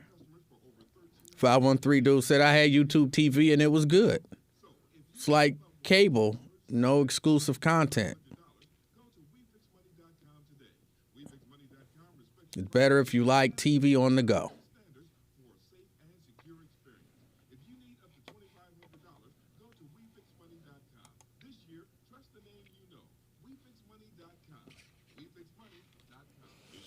Oh, come on. Maybe this is your year to get into IT. Go to mycomputercareer.edu and take the free career evaluation today. You can start your new life in months, not years. Best of all, we've slashed tuition, and financial aid is available to those who qualify. Campuses are open again, or attend the comfort of your home. Go to mycomputercareer and fill out the free career evaluation. It's not rocket science. It's mycomputercareer.edu. More than 1 in 3 people will face cancer in their lifetime. Unfortunately, fear can stop you from getting your cancer screening, but it won't stop cancer. Early detection can save your life. Don't wait for symptoms to appear to act. Cancer screening is safe, effective, and accessible for everyone, including free or low cost. All right. Yeah, I got to get out of here.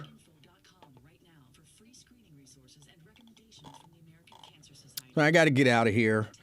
I got to have this. It's not canceled or rescheduled, and apparently it's gonna happen. And people sweating about it. I don't be sweating about this stuff. Look, I feel like this. I do what I'm supposed to do. I prepare for what I'm supposed to be prepared for. So if when it's time for stuff to happen, either I'm prepared or I'm not. Either I'm prepared or I'm not. Sweating about it ain't gonna make me any more prepared than I already am. So, is this ready? And oh, we got this. I'm prepared. Now, if you're not prepared, that's on you. That's on you. But I'm prepared. So, you're not going to stress me because you might not be prepared. And heck, even if I'm not prepared, I'm just not prepared. I'm still not going to stress. Stress ain't going to make me more prepared. But I'm typically very well prepared. I've done everything I need to do. I got all my reports ready. I got everything exactly the way it's supposed to be because I do what I do. So, I don't know. I don't get people stressing. I don't get stressing. Don't stress. Don't stress. Don't be like Ozzy. Don't stress about stuff. In everything that you do the best job that you can do. You know, prepare, do everything that you need to do to be prepared for whatever it is that you need to do. And then give it 100%. Give it 100%. And let the chips fall where they may. Typically, if you've done everything you were supposed to do, you're prepared, you know what you're supposed to do, then you just do it. And then everybody look at you and they're like, all right, cool. And even if you're not prepared, you go in and you give it your all. And worst, at least it's been my experience, worst case scenario, people say, you wasn't prepared, and you say, yeah, no, I wasn't as prepared as I should have been. Don't make excuses. Just do what you got to do. But, and teamwork, I'm not a good team player. I'm going to tell you right now, I'm not a good team player. I never liked group projects in school. And I don't like group projects at work. When I have to take my preparedness and group it with your not as prepared. And then I'm sitting there, and now I'm the bad guy, because I'm like, hey, all my stuff is flawless. All my stuff is flawless. And now it look like, oh, you threw me under the bus. I just told the truth. And if the truth is throwing you under the bus, you should have been just as prepared. You should have been just as prepared. I hate, always have, and probably always will, hate group projects. You're in charge of this part, and then you're in charge of that part, and then you're in charge of that part. And then we come together, and then, you guys present everything. All my stuff is on point. And then y'all make me look bad because y'all ain't as on point. So then y'all got to text me 45 minutes before the meeting. Y'all got to text me 45 minutes before the meeting. Oh, you got this and you got that. I got all my stuff. Do you got yours? Man, group projects frustrate me. Group projects frustrate me. You can believe if I'm part of a group project, my stuff gonna be done. And it's gonna be on point.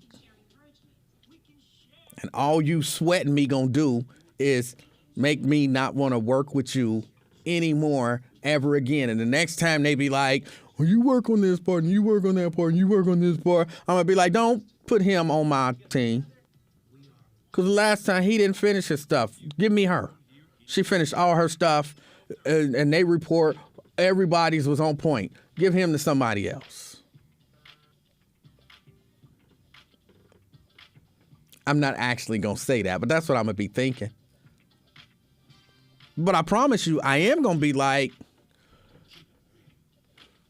no, this is what you asked me to do. You asked me to do this. Here are my reports. They are thorough and accurate. Well, but that wasn't me. That wasn't me. And I take notes and I create a paper trail. I do. I guess it comes from high school and junior high school group projects. I create a paper trail. I was told to do this, and this got done. He was told to do that. I even helped him with it a little bit. Hold on. Here's the email where we divided it all up. Remember what you told me to do? Here's the email. Remember what you told him? And then here's him saying, oh, I can't figure this out. See, this is me trying to help him figure that out. You want me to send the email? You throw me under the bus. I just told the truth. You ain't dragging me down with you. No. I do what I'm supposed to do. And I do it well. I'm thorough. But all right, let me deal with people. It is not a meeting where I will be seeing anyone or anyone will be seeing me. We'll be on the phone and on one of them services, not Zoom, but where they can see we can see each other's computers, but not, face to face. I don't even actually have a camera, like even a webcam on my computer in my office. So I couldn't do it in there anyway. But, yeah, everything will be good. All right, I appreciate y'all. Y'all have a wonderful evening.